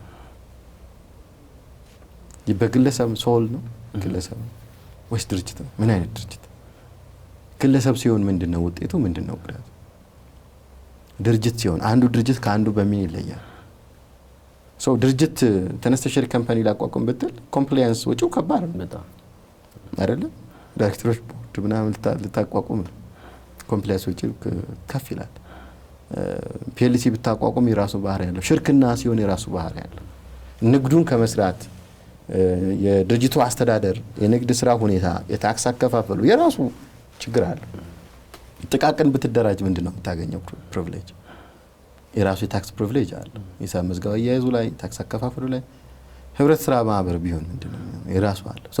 ምን አይነት ድርጅት በምን ስታተስ ነው ድርጅት የምከፍተው የሚለው መጀመሪያ ማይታወቀው ነገር እሱ ነው። ዝም ብለህ አሁን ብትሄድ ዝም ብለህ ነው የምታደርገው። የሆነ ፎርም ትፈልጋለህ፣ ፎርሙ ላይ ትሞላለህ፣ የሆነ ድርጅት ታቋቁማለህ። ልክ አይደለም እሱ። ከዛ ስትጣላ አስተዳደሩ ምናምን አስቸጋሪ ነው። ልታገኝ የሚገባው ማበረታቻም ታጣለህ። ለምሳሌ እኔ አንዴ የገጠመኝ ገቢዎች እያለሁ ትልቅ ካምፓኒ ነው፣ አዳማ የሚገኝ ካምፓኒ ነው፣ ትልቅ ኢንቨስትመንት ነው። ግን ኢንቨስትመንት ፍቃድ አላወጣም። ኢንቨስትመንት ፍቃድ አላወጣም። ምርት ሲጀምር ኢንቨስትመንት ፍቃድ አላወጣም። መሀል ላይ ኢንቨስትመንት ፈቃድ አምጥቶ እፎይታ ልጠቀም ብሎ መጣ። የንግድ የገቢ ግብር አዋጁ የሚፈቅደው እፎይታ ራሱ የሚፈቅደው ፕሮዳክሽን ሲጀምር ይቆጥርልሃል። ለዚህ ያህል ጊዜ እንደየራው ይለያያል። ለምሳሌ በዛ ዘርፍ የሆነ ያህል ነበር 2 ዓመት ነበር። አሳውቆ ግብር የከፈለውን ነው እፎይታ ልጠቀም እያለ በምንም ሁኔታ የከፈልከውን ገንዘብ ለመጠየቅ ተመላሽ ይደረግልኝ ብለህ እንኳን ለመጠየቅ ይርጋል። ለምሳሌ በማንኛውም ሁኔታ የተከፈለን ገንዘብ ከገቢዎች ለመጠየቅ 3 ዓመት ይርጋል። ያ ጊዜ አልፏል። ይሄ ሰውዬ ይሄ ድርጅት ባለማማከሩ ምክንያት ሚስ ያደረገውን ነገር አስብ። የግብር እፎይታ በድርጅት ደረጃ ብዙ ብር ነበር፣ በጣም ብዙ ብር የግብር እፎይታ ቀላል ነገር አይደለም። ገንዘብ ስላለ መስራት ብቻ ሳይሆን ቢያንስ በፕላትፎርሙ መንግስት ባለው ሌጋል ፍሬምወርክ ያስቀመጠልህን መብት ዘንድ ደግሞ ግዴታ መወጣት መቻል አለብህ። ይህንን የምታደርገው ስታማከር ነው። ስለዚህ ፎርሜሽኑ አንድ ችግር ነው። ድርጅቱ ምን አይነት ድርጅት ነው የሚመሰረተው? በግል ነው? በድርጅት ነው? ድርጅትም ከሆነ ምን አይነት ድርጅት ነው የሚመሰረተው? ከዛ ታክስ ትመጣል። እንደው ከታክስ በፊት ኮንትራክት ሎን ማንሳት ይችላል። ይወልቅ እንግዲህ ሰው በየዕለቱ ሲዋዋል ነው የሚኖር። አንተ ከቤት እዚህ ስትመጣ በታክሲ በራይድ መጥተህ ከሆነ ታውለ ከፍለህ ነው ታክስ ኮንትራክት ግብይት ታደርጋለህ። የኛ ሀገር ሰው በወሬ ነው የሚነገር፣ በቃል ይነጋገራል። ግን በቃል የተነጋገርከው ላይ ወረቀት ላይ መኖሩን መስፈሩን ሳታይ ነው እኮ የምትፈረው። ብዙሃኑ እንደዛ ትነጋገራለህ ወይ በደላላም ከሆነ ደላላ ይነጋገራል። በቃ እንደዚህ ነው ግን ወረቀት ፈረመም ቢሆን አታነብ። ለዚህ ተዋዋለን ነው ግብይትን እንዴት ነው የምታረቀው? ምንድነው የህግ ግዴታ? ምንድነው የሚጠበቅብህ የሚለውን ማየት አለብህ። ፕሪቪሌጆች ይኖራሉ። ቀደም ያልኩት እፎይታ ጋር የተያያዘ እንደዚህ አይነት ፕሪቪሌጅ አለኝ የለኝም? ካለኝ እንዴት ነው የምጠቀመው? ኢንቨስትመንት ከሆነ ኢንቨስትመንት ፍቃድ ማውጣት አለበት። ፕሮሰስ ኢንቨስትመንት ኢትዮጵያዊ ኮንግ ኢንቨስትመንት ፍቃድ ማግኘት አለብህ። እፎይታ ለመጠቀም ኢንቨስትመንት ፍቃድ የለም፣ እፎይታ አታገኝ፣ ኢንሴንቲቭ አታገኝ። ከቀረጥ ነፃ ሊሆን ይችላል። አንተ ከቀረጥ ነፃ ማስገባት እየቻልክ ባለማወቅ ምክንያት ዝም ብለህ ስታስገባው ማለት ነው። ስለዚህ እንደዚህ አይነት ፕሪቪሌጆች አሉ። ታክስ አለ። ታክስ አሁን ምን አይነት ታክስ ነው የምከፍለው? አይነቱ መቼ ነው የምከፍለው? እንዴት ነው የምከፍለው? ሂሳብ መዝገብ እንዴት ነው የሚይዘው? መያዝ ግዴታ አለብኝ የለብኝም? አካውንታንት ስላለ አይደለም። አካውንታንትን ኮች የምታደርገው አንተ ሰው ምንድነው ስማርት አማካሪ ስላለ ሳይሆን ስማርት ስለሆንክ ነው የምትጠቀመው ነው ሀሳቡ። እኔ ምንም አማካሪ አካውንታንት በጣም ጎበዝ ቢሆን አንተ ነው የምትጠቀመው፣ እሱ አይደለም የሚሰራል። ስለዚህ ምን አይነት ሂሳብ ሪከርድ መያዝ አለብህ ከተባለ ምን አይነት ነው የሚይዘው? እንዴት ነው የሚይዘው? ግዴታው ምንድን ነው? አብዛኛው ሄዶ አይማርም። ትሬኒንግ ሾርት አጫጭር ስልጠናዎች ሊሰጥ ይችላል። ገቢዎች ብዙ ሰው አይማርም። በግል የሚሰጡ ስልጠናዎች ሊኖሩ ይችላሉ። ብዙ ሰው አይማርም። ታክስ ግዴታ ምንድን ነው? ሂሳብ እያንዳንዱ ግዴታ ቅድም እያነሳዋል ነበር። ሰው በህይወት ሲኖር ፕሮቴክት የሚያደርጋቸው ነገሮች አንዱ ራሱና ቤተሰቡ ነው። ከዛ ቀጥሎ ንብረት ነው። ፕሮፐርቲ ራይት ፕሮቴክሽን በጣም ሲሪየስ ነገር ነው። በታክስ ምክንያት የታክስ ግዴታን ባለመውጣት ምክንያት እድሜ ዘመን ያፈራኸውን ንብረት ይቀማል። ታክስ ይጣልብሃል። ምክንያቱም በሰዓቱ ብከፍል ወለድ ቅጣት አይኖርብህም። ወለድ ቅጣት ይመጣል። ቢያንስ ታክስ ግዴታ እንዳለብህ ካለ ተጠቃሚው ላይ ጨምረህ ትሸጣለህ። አስተካክለህ ቫት መሰብሰብ እንዳለብህ ካወቅ ታስከፍላለህ። ገብቶሃል? ገቢዎች አይ ቫት ሪሲት ስላልቆረጥክ ቫት አልሰበስብም አይልህም። በቃ መሰብሰብ ከነበረብህ ቀን ጀምሮ ወደ ኋላ ሄዶ ያሰራል። ከእጅ ነው የምታጣው። የለፋህበት እድሜ ዘመን የለፋህበትን ንብረት ነው የምታጣው። ሰው ንብረቱ ፕሮቴክት ካልተደረገ በህይወት መኖሩም አንዳንዴ ፋይዳ አይኖርም። ፕሮፐርቲ ራይት በጣም ሲሪየስ ነገር ነው። ይህን አይነት እድሜ ዘመን የለፋኸውን ነገር የሚያሳጣ ሪስክ ያለው ነው የታክስ ኤሪያ። ምን አይነት ታክስ ነው የምትከፍለው? መቼ ነው የምትከፍለው? እንዴት ነው የሚሰላው? ከዛ ቢዝነስ አላስፈላጊ ቢዝነስ ላይሰንስ ካለህም ሌላ ችግር ነው። ቅድም እያነሳዋለ ነበር። ጂአይዜድ ስታርታፖችን አወዳድሮ እንደው በክፍያ ሊባል አይችልም፣ ግን ትንሽ ነገር አንድ 5 ስታርታፖችን አማክረናልና እንደየ ኤሪያቸው ኢንዱስትሪ ሲለይ ለምሳሌ ካፌ ቢሆን ጀማሪ ቢዝነስ ካፌ ቢሆን ካፌ ላይ ያለው ሬጉላቶሪ ስታንዳርድ ይለያል። ፋርማሲ ቢሆን ለምሳሌ ፋርማቲኩላር የሆነ ምርት ቢሆን ስታንዳርዱ ፍቃድ ላይሰንሱ ምናምን ይለያያል። ሰው እንደየ ኢንዱስትሪው ምክር አገልግሎት ሰጥተናቸዋል። ግን በመሀል አንድ ደንበኛችን ምንድነው የገጠማት ኢንቨስትመንት ፍቃድ አላት የስፌት ስራ ነው። ኢንቨስትመንት ፍቃድ አላት የስፌት ስራ ነው። አክቹአሊ ያላት አንድ የመስፊያ ማሽን ኤክሳይዝ ታክስ መከፈል አለብሽ ኤክሳይዝ ታክስ ግዴታው ራሱ ብዙ ነው። በሷ ደረጃ ሊታሰብ የሚችል አይደለም። አክቹአሊ ፍቃዱ ስላለ ነው። አሁን ማያስፈልጋትን ፍቃድ ስለያዘች ነው ይሄ ግዴታ የመጣው። ኤክሳይዝ ታክስ የሚከፈልበት ማምረቻ መጋዘን ብለህ ትለጥፋለህ። ታፔላ ኮስቱ ራሱ አስተው በትንሹ ልትሆን አንዲት ማሽን ያለች ስትከፍል እያንዳንዱ ላይ በፋብሪካ መሸጫ ዋጋ ኤክሳይዝ ታክስ ትከፍላለህ። እንዴት ሆነ ትወዳደራለህ? አሁን ማያስፈልጋትን ላይሰንስ ስለያዘች ሀፕን ያደርጋል። ይህንን ገቢ ሰብሳቢ መስሪያ ቤት አንተ ኢንቨስትመንት ፍቃድ ያለህ መሆኑን ነው የሚያውቀው። ኢትዮጵያ ስትሆን ኢንቨስትመንት ፍቃድ ምንም ስታንዳርድ የለውም። ሄደህ ነው ዝም ብለህ የምታወጣው። የውጭ ዜጋ ስትሆን በዶላር ክፍያዎች ምናምን አሉ። ግን ኢትዮጵያ ስትሆን ያን ያህል ቁጥጥር ስታንዳርድ የለውም፣ ሪኳየርመንት የለውም። ታወጣለህ። አላስፈላጊ ላይሰንስ መያዝም ሌላው ኢሹ ነው። አዎ ኮምፕላያንስ እንድታሟላ የሚጠበቀው ግዴታ አለ። ኢንቫይሮንመንታል ኢሹ ጉዳይ ሊኖር ይችላል። ከምሰራው ስራ አንጻር የጤና ምናምን ቁጥጥር ምናምን ሊኖር ይችላል። እንደየ ኤሪያው እንደተሰማሩበት ዘርፍ ተገቢውን ባለሙያ አግኝተው ምክር መውሰድ በጣም ጠቃሚ ነው። እንደው ባይጠቅም አይጎዳም። አይ በጣም ትልቅ ነገር ነው። እኛ ይሄም ኤፒሶድ ያስፈልጋል ብዬ ቅድም እንደነገርኩ ያሰብኩበት ምክንያት እሱ ነውና ሌላው ነገር ምንድነው? ሁለት ነገር እስቲ አንድ ላይ ደርበን እናንሳ። አንደኛው ኢንቨስትመንት ፍቃድ ስላልከኝ፣ ሁለተኛው ደግሞ የኢንቨስትመንት ፍቃዱ ለምሳሌ ስታርታፖች የተለያዩ ስታርታፖች እዚህ እየመጡ የተቸገሩበት ብለው ካነሷቸው ነገሮች አንዱ ለምሳሌ አንደኛው ምንድነው? ከውጪ በኢንቨስትመንት ስም ገንዘብ ይምጣ ቢባል አሁን እንግዲህ ስታርታፖች እንደምታውቃቸው እዚህም እዛም ይሯሯጣሉ ገንዘብ ለማግኘት ያው ለመነሳት ስለሚጣጣሩ በኢንቨስትመንት ስም የሚመጣው በጣም በትንሹ $150,000 መሆን አለበት።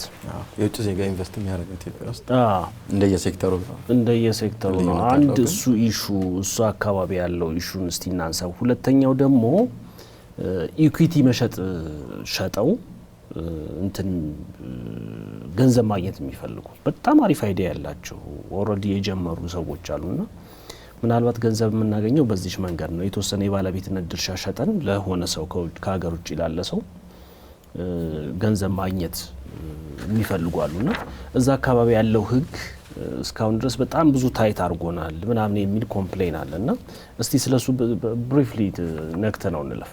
ጥሩ። እኔ መጀመሪያ ማነሳው ስታርታፕ እንደ ስታርታፕነቱ ነው መታየት ያለበት። ኢንቨስትመንት ጋራ የተያያዘው ጉዳይ ገንዘብ ኖሮት ኢንቨስት የሚያደርግን ሰው የሚመለከት ስታርታፕ ባህሪው ይለያል። ሀሳብ ያለው ሰው ሀሳብ ምናልባትም ገንዘብ ቢወስድ ኢንፎርማል በሆነ መንገድ ከቤተሰቡ ከጓደኛው የሚወስደው ያ ደግሞ ብዙ ያልሆነ ሰው ነው። ኢንቨስትመንት ግን ለምሳሌ ፎሬን ኢንቨስተር ሲመጣ እንደየኤሪያው $50,000 $100,000 የተቀመጡ መመዘኛዎች አሉ። እሱን አሟልቶ መምጣት አለበት።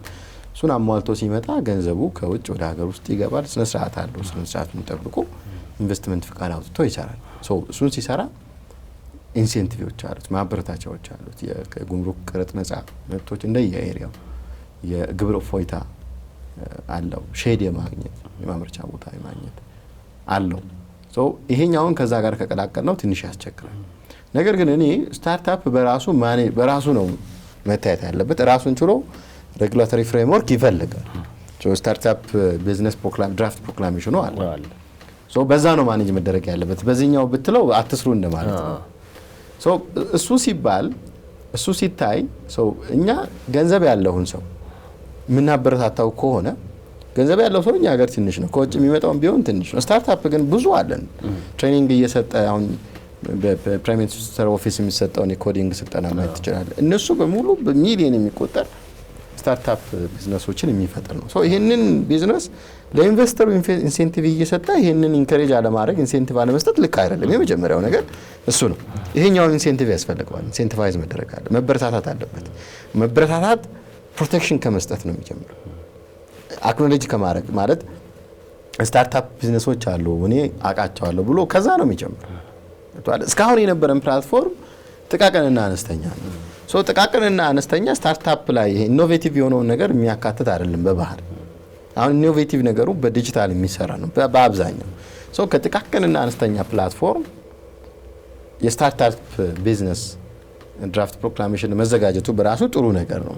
ሶ እሱ የሚፈታው ነገር እንደተጠበቀ ሆኖ ከፋይናንስ አንጻር ግን ስናየው የመጀመሪያው ነገር ባለፈው ባንኪንግ ፕሮክላሜሽን ላይ አይዲያ ብድር እንዲሰጠው አይነት ነገር መጥቷል።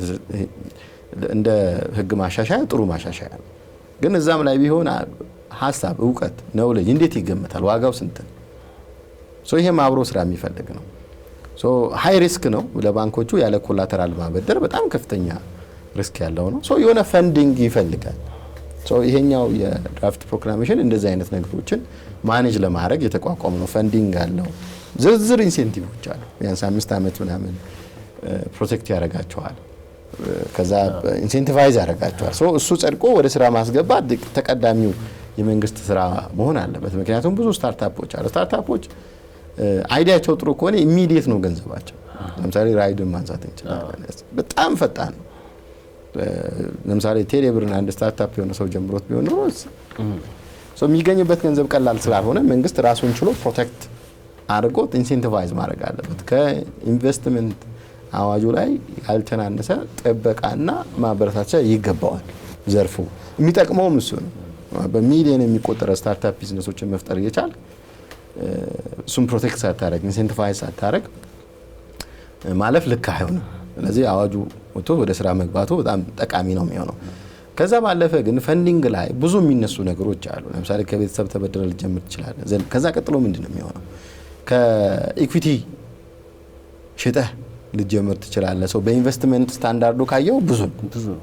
ስለዚህ ስታርታፖች እንዴት ነው ሼራቸውን ለምሳሌ ፒኤልሲ ቢሆን አድርገውት ቢሆን ፒኤልሲያቸውን ሽጠው እንዴት ነው የውጭ ባለሀብቶች ኢንቨስት የሚያደርጉት ከዛኛው በተለየ መንገድ ይህን ማየት ይፈልጋል። እነዚህ ኢንቨስትመንቶች በኋላ ላይ ምናልባት ፐብሊክ ኦፈሪንግም ሊመጣ ይችላል አይደል? ለህዝቡ አሁን የካፒታል ገበያ ተቋቁሟል፣ ስራ እየጀመረ ነው። ጥሩ ኦፖርቹኒቲ ነው። ጥሩ የቢዝነስ አይዲያ ካለው ሬጉላቶሪ ስታንዳርዱን አሟልቶ እዛ እስኪደርስ ድረስ ነው የመንግስት ድጋፍ ሲሪየስ ነው የሚያስፈልገው።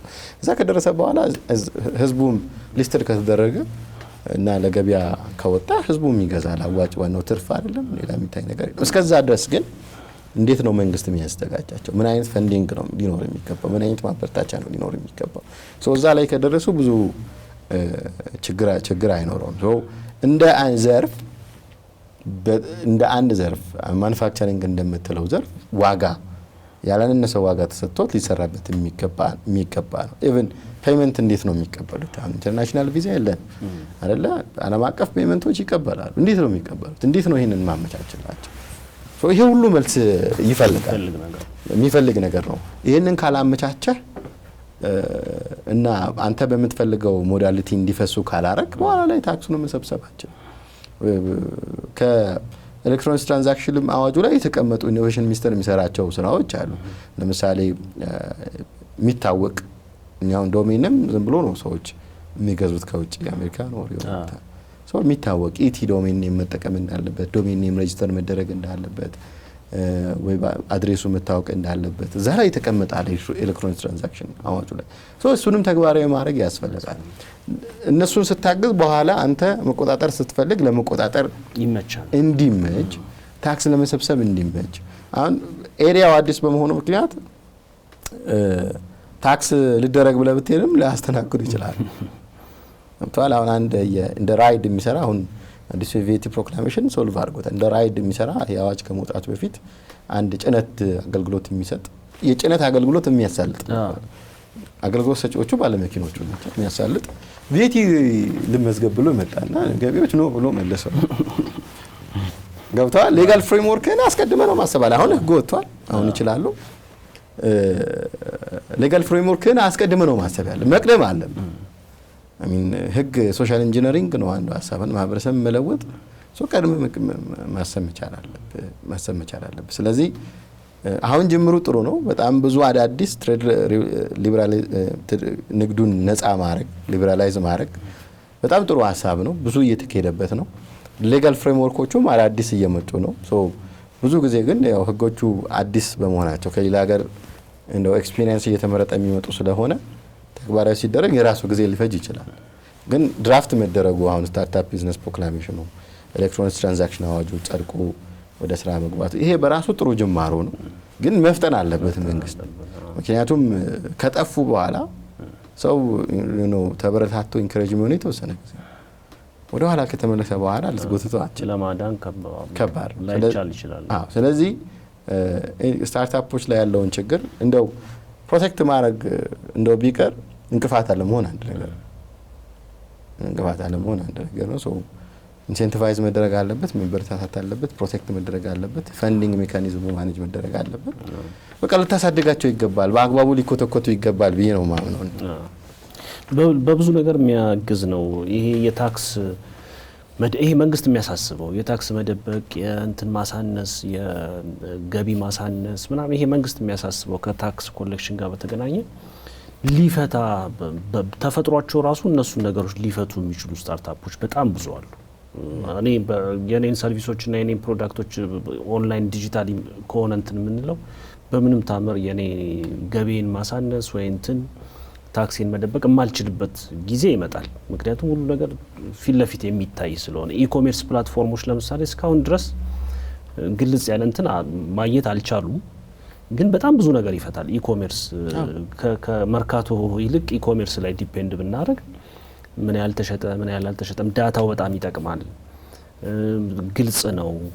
ታክስ ስናረገው በጣም ቀላል ነው የሚሆነውና ለመንግስትም በጣም ብዙ ነገር የሚፈታ ነው የሚመስለኝ። ቅድም የኮንትራት ጉዳይን ትንሽ እንትን ብለዋል። የፓርትነርሺፕ ጉዳይ ደግሞ ከናንተ ድርጅት የምንማረው ነገር እንዳለም ትንሽ ጠቀስ አድርገን አልፈናል። ሌላኛው ስታርታፖች የሚሰሩት ስህተት የኮንትራት ጉዳይ ነው። ፓርትነርሺፕ ጥሩ ነው። መቼም 50 ሎሚ እንደሚባለው ፓርትነርሺፕ አብሮ መስራት በእውቀት ጉዳይ ሊሆን ይችላል፣ ገንዘብ ስላለ ሊሆን ይችላል፣ እውቀት ስላለ ባክግራውንዱ ስላለ አብሮ መስራት በጣም ጥሩ ነው። ግን ምን አይነት ጥንቃቄዎች መደረግ አለባቸው በህግ ደረጃ ሲደመር የእናንተ ማሪፍ ልምድ ደግሞ ስላለ እሱን እስቲ በትንሹ እናንሳ። ፓርትነርሺፕ ኮንትራት ነው። ተቋም ሽርክና ማህበር ቢመሰረት ወይም ኃላፊነቱ የተወሰነ ኩባንያ ቢመሰረት ወይ ሼር ካምፓኒ ቢመሰረት ኮንትራት ነው አፍተር ኦል የምታደርገው። እንግዲህ የኛ ሀገር እንደው እንትንም አገላለጽም አለው አይደለ? አበሻ አብሮ ባይዘ የኛ ትክክል ነገር አለው ብዙ ሰዎች ያነሳሉ። የኛ ሀገር አባባሎች ዝም ብለን የምናያቸው አይደለም፣ ፍልስፍናዎች ናቸው። ብዙ ጉዳይ ላይ ምናልባት ልታሰብ ትችላለህ። ትልቅ ፍልስፍና ያላቸው ይሄ ሀሳብ የመጣው ከነባራዊ ሁኔታ ነው አይደለ? ብዙ ሰው ከሲዝናና ምናምን ችግር የለም ሲሰራ ግን ይጋጫል። ሲሰራ በሁለት ነገር ይጋጫል። አንደኛ የስራ ጫና ነው። ስራ ጫናህን አይጋራህም፣ ግን ክፍያ ይጋራል። ገብቶሃል? አንተ ተሸክመው እንደምትኖር ነው የሚሰማው አይደለ? የትኛዎቹንም እንደው ፎርሞች ፓርትነርሺፕ ሽርክናዎችን ብታይ ትልቁ ችግራቸው ግድ ምንድነው ገቢ ጥቅም ከተወጣው ግዴታ አንፃር ነው መታየት ያለበት። ስለዚህ ብዙ ሰው ግን እንደዛ አያስብም። በቃ እንደዚህ እናቋቁም ብለው ሄደው ይቋቁማል። ሰውዬው አብረህ የምትሰራው ሰው ማን ነው? እንደ ድርጅቱ ነው ባጂ እንደ ድርጅቱ ባህል ነው የሚመስለው። ለምሳሌ ሽርክና ማህበር ስትመሰረት ፍልስፍናው ራሱ የሰዎችና የገንዘብ ድምር ነው። ሰውም ትደምራለህ፣ ኮንትሪቢዩት ስኪል ኮንትሪቢዩት ስለምታደርግ ሌበር ኮንትሪቢዩት የጥቅና አዋጁን ብታየው ክህሎታቸውን ነው የሚያዋጡት። ገብቶሃል? ፓርትነርሺፕ እንደዛ ነው። የሰዎችና የገንዘብ ስብስብ ነው። ሼር ካምፓኒ ብትመጣ የገንዘብ ስብስብ ነው። ሰውየውን ማወቅ አይጠበቅብን። ገንዘብ ነው የሚሰበሰበው። የገንዘብ ስብስብ ነው ስለ አስተዳደሩ በዛ መንገድ የተቀመጠ ዳይሬክተሮች ቦርድ ዳይሬክተር ምናምን እያለ ለሚለው ለምሳሌ ቡና ባንክ አንተ አክሲዮን ቢኖር ቡና ባንክ ባለ አክሲዮኖች ማወቅ አይጠበቅም። ሼር ካምፓኒ ስትራክቸሩ የተቀመጠው በዛ መንገድ። የፒኤልሲ ስትመጣ የሁለቱም ነው የሰውም የገንዘብ ፓርትነርሺፕ ግን የሰው ገንዘብ ፓርትነርሺፕ ላይ የሰው ስብስብ ብቻ ነው። ገንዘብ ያናል ስኪል ነው የሚያዋጣው። ለምሳሌ ማህበር ልታቋቁም ትችላለህ ምናምን ጥቃቅን የሚሰራ ማህበር ልታቋቁም ትችላለህ። ፒኤልሲ ላይ ስትመጣ ግን የሰዎችና የገንዘብ ስብስብ ነው። ስለ ሰውየው መጠንቀቅ አለብህ ማለት ስለ ሰውየው ብቻ አይደለም፣ ስለ ሰውየው ሚስትም ሊሆን ይችላል። ኤግዛክትሊ ለምንድን ነው እሱን ማነሳለ? በቤተሰብ ሕጉ ስታይ በባል ወይም በሚስት ስም ተመዝግቦ የሚገኝ ንብረት በስሙ ስለተመዘገበ ብቻ የግሉ አይደለም፣ ባለቤት ናት እሷም። ስለዚህ ሚስቱ ሼር ሆልደር ሆና በፍቺ ምናምን ክርክር ቢነሳ አለ ነው የመዝገብ ክርክር እንደዚህ አይነት ክርክር ሼር ሆልደር ሆና ልንጣ ትላለች። ስለዚህ አይደለም እሱን ከጀርባው ያለውን ሰው ማወቅ አለ። ስለዚህ የድርጅት ስትመሰርት እንደው በሆይ ሆይታ ሳይሆን ምን አይነት ድርጅት ነው የምመሰርተው? ገንዘቡን እንዲያዋጣልህ ከፈለክ ሼር ካምፓኒ ልታረግ ትችላለህ። ኮምፕላያንስ ያስተዳደር ማኔጅመንት ወጪው ምናምን የምችለው ከሆነ አይ መጥቶ መስራት አለበት ገንዘብ አይደለም መዋጫችን ካልክ ፓርትነርሺፕ ነው የምታረገው። ስኪል ነው እንደኛ ስኪል ነው የምናዋጣው ካልክ ሰትመቶ ነው የሚሰራው። አብረኸው ቢሮ ቁጭ ብለህ ለመስራት ከዛ ሰውዬ ጋር ፈቃደኛ ነው ሆናለህ። ብትጋጭ ባትግባባ ቁጭ ብለህ ተነጋግረህ ትፈታለህ። ይሄን ቼክ ማድረግ አለ። ሚስት ማለት የምታገባውን ሰው እንደመምረጥ ፓርትነርሺፕ እንደዛ ነው። ኮሚትመንቱ እንዴት ነው? ዴዲኬሽኑ እንዴት ነው? ኢቭን ማኔጅመንትም አሁን አንዳንድ ሰዎች አሉ መጓተቱ ስለሚያስጠላኝ እኔ ድርጅት አላቋቁምም ሌላ ይችላል። ከደረሰበት ነው ሰው እውነትነት አለው። ስለዚህ የምትመርጠው ሰው ከአንተ ጋር አብሮ ይሄዳል አይሄድም? ከራስ ባህሪ ነው የሚጀምረው። ሰው ሁሉም ሰው ደህና ባህሪ ሊኖረው አይችልም። አንድ ሰው አግሬሲቭ ነው፣ አንድ ሰው በጣም ረጋ ያለ ነው። ሰው ከራስ ባህሪ ጀምሮ ከዚህ ሰውዬ ጋር አብሬ ለመስራት ይችላል፣ እሱስ ባህሪ ያሰራኛል፣ የኔ ባህሪ ያሰራዋል የሚለውን ቼክ ማድረግ አለበት። በተለይ ስታርታፕ ላይ የምታወጣው ስኪልህን ነው የምታወጣው። ሶ ተግባብተህ ነው የምትሰራው። ኢኖቬቲቭ ስራ ነው የምትሰራው። ሶ ሀሳብ ሼር አድርገህ ነው የምትሰራው።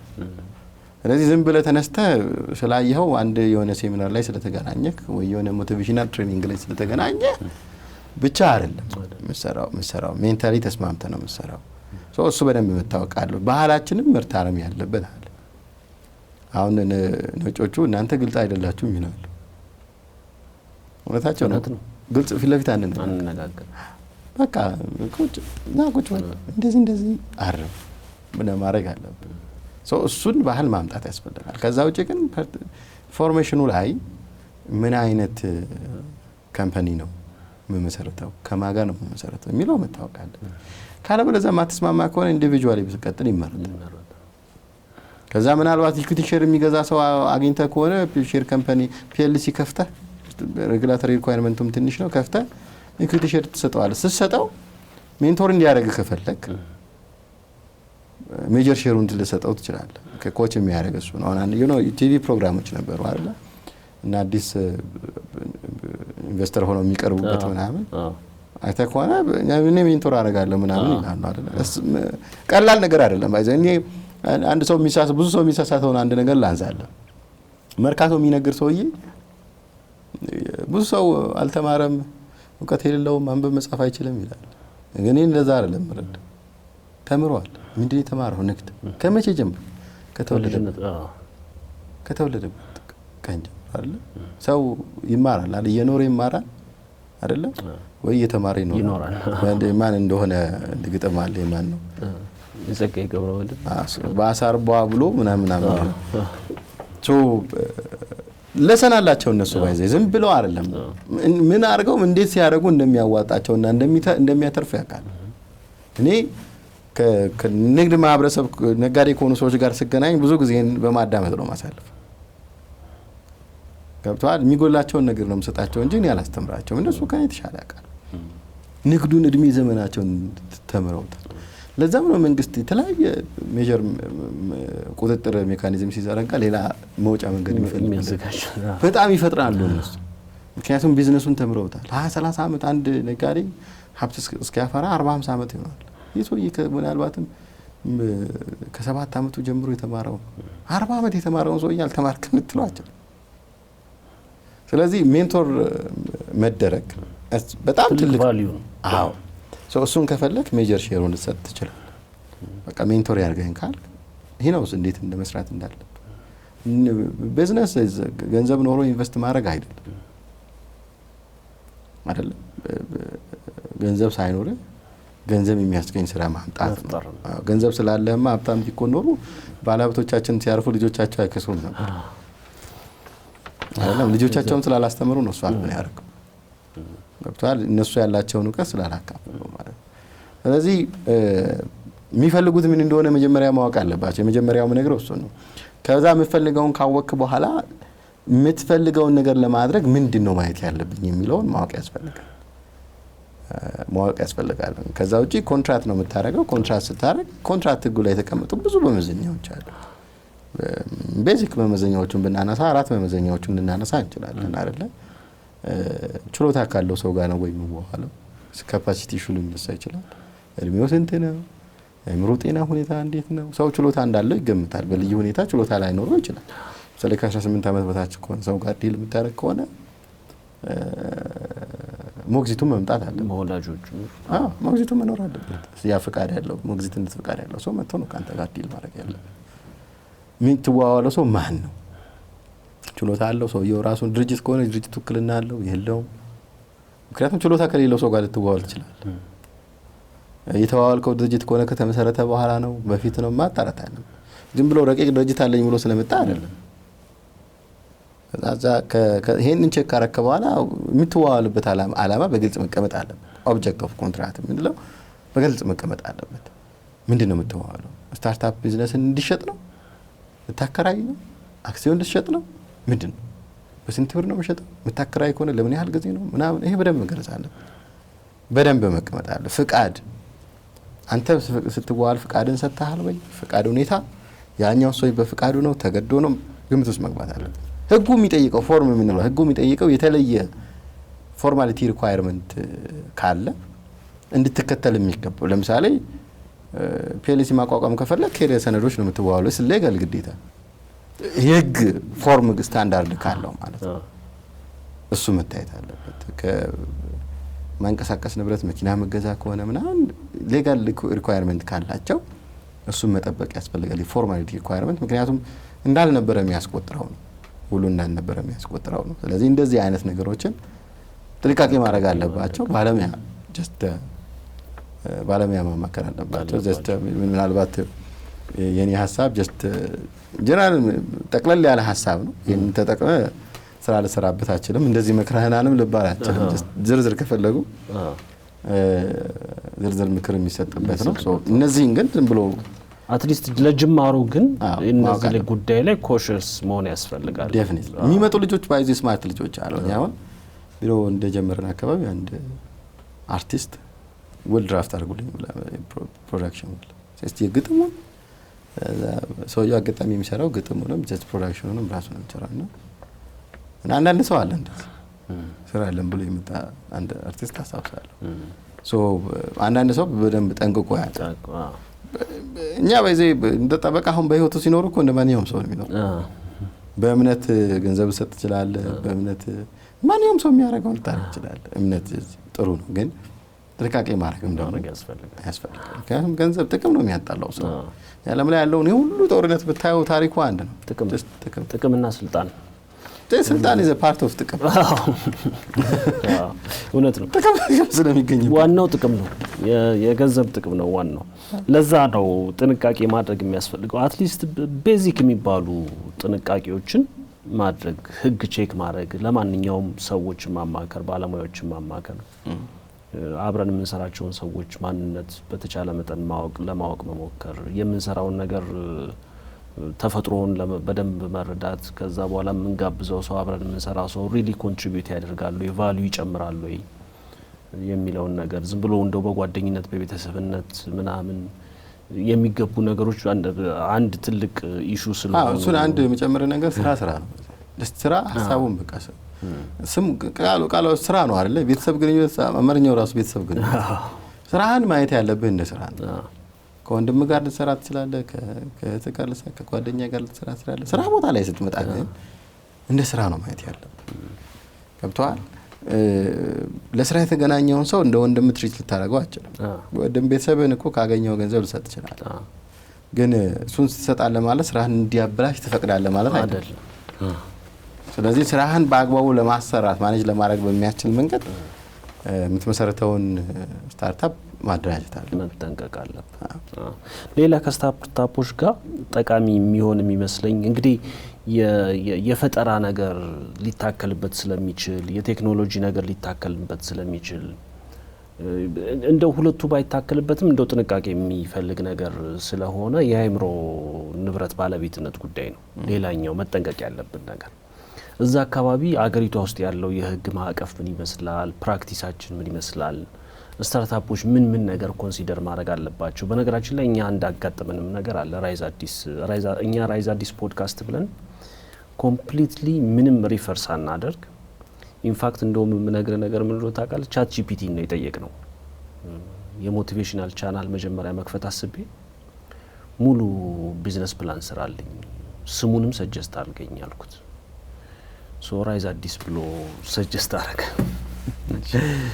ሶ ጀመርን እሱ አልተሳካም ሞቲቬሽናል ቻናሉ ሶ የስታርታፕ ውስጥ ኢኮሲስተም ውስጥ ብዙ ማቃቸው ሰዎች ስለነበሩ ለምን ይሄ አይሆንም ተባለና ስያሜ ስንፈልግ ያ ኦሬዲ የተሰራ የተቀመጠ ነበር ሶ ራይዝ አዲስ ፖድካስት የሚል ነገር መጣ ከዛ በኋላ በአጋጣሚ አንድ ቅር ያሰኘ ነው ሰው ተፈጠረ ራይዝ አዲስ የሚባል የንግድ ስያሜ የነበረው ሰው እንግዲህ በንግድ ስያሜ ደረጃ ነው እሱ የነበረው እኛም የንግድ ስያሜ ያለን ራይዝ አዲስ ፖድካስት የሚል እነሱ ደግሞ ራይዝ አዲስ ቢዝነስ አድቫይዘሪ እንደሱ አይነት ነገሮች ተመጠሩ ከዛ በተቻለ መጠን በመነጋገር በመግባባት ፈጣ ነው እንግዲህ እንትን ስንል የኢንተሌክቹዋል ፕሮፐርቲ የአእምሮ ንብረት ባለቤትነት ስንል ግዴታ ቴክኖሎጂ ስላለ የሆነ ሶፍትዌር ስላለ ምናምን ፈጠራ ስላለ ማለቴ ብቻ ሳይሆን እንደው ሌሎች እንዲህ አይነት ቀለል ያሉ ነገሮችን ጨምረን የህጉ ማዕቀፉ አካባቢ ያለው ነገር ምን ይመስላል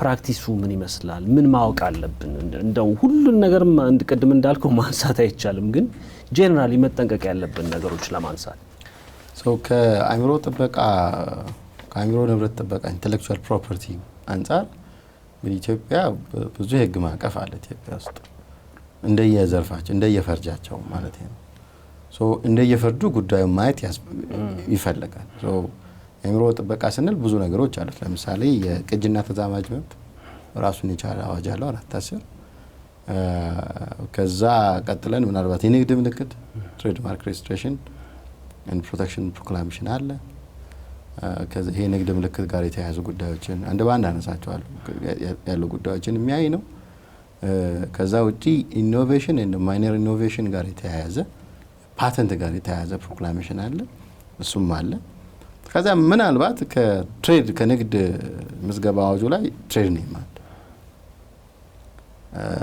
በአራተኛ እሱንም ልናነሳው እንችላለን የትሬድ ኔም እሹ ራሱን የቻለ ነገር አለው አእምሮአዊ ጥበቃ ነው ወይስ ኮንሱመር ፕሮቴክሽን ነው የሚል ጥያቄ አለው እሱን እናነሳዋለን የመጀመሪያውን ስናነሳ ኮፒራይት ኤንድ የቅጂና ተዛማጅ መብት አዋጅ እነዚህ አዋጆች አሉ እንደ ህግ ማዕቀፍ ስናነሳው የምናነሳው ፕሮቴክሽን ከዛ ኢንፎርስመንት ማለት ፕሮቴክሽኑ እንዴት ነው ኢንፎርስ የሚደረገው እንዴት ነው ቀጥለን የምናነሳው ዩቲላይዜሽን ነው ስለዚህ በዚህ ሶስት ፈርጅ አነሳዋለሁ እያንዳንዱን ማለት ነው የቅጂና ተዛማጅ መብትን ስንመለከት ያው ፕሮቴክት የሚጠብቀው ይሄ የአርቲስቲክ የሆነ ስራን የስነ ጥበብ የጥበብ ጋር የተያያዙ ስራዎችን ለምሳሌ ሙዚቃ ፊልም ድርሰት ልቦለድ ምናምን የምንላቸውን ጋር የምንይዝ ነው ተዛማጅ መብቶችን በምንመለከት የፕሮዲዩሰሮቹን የሚመለከት ነው። ፐርፎርመሩን የሚመለከት ነው።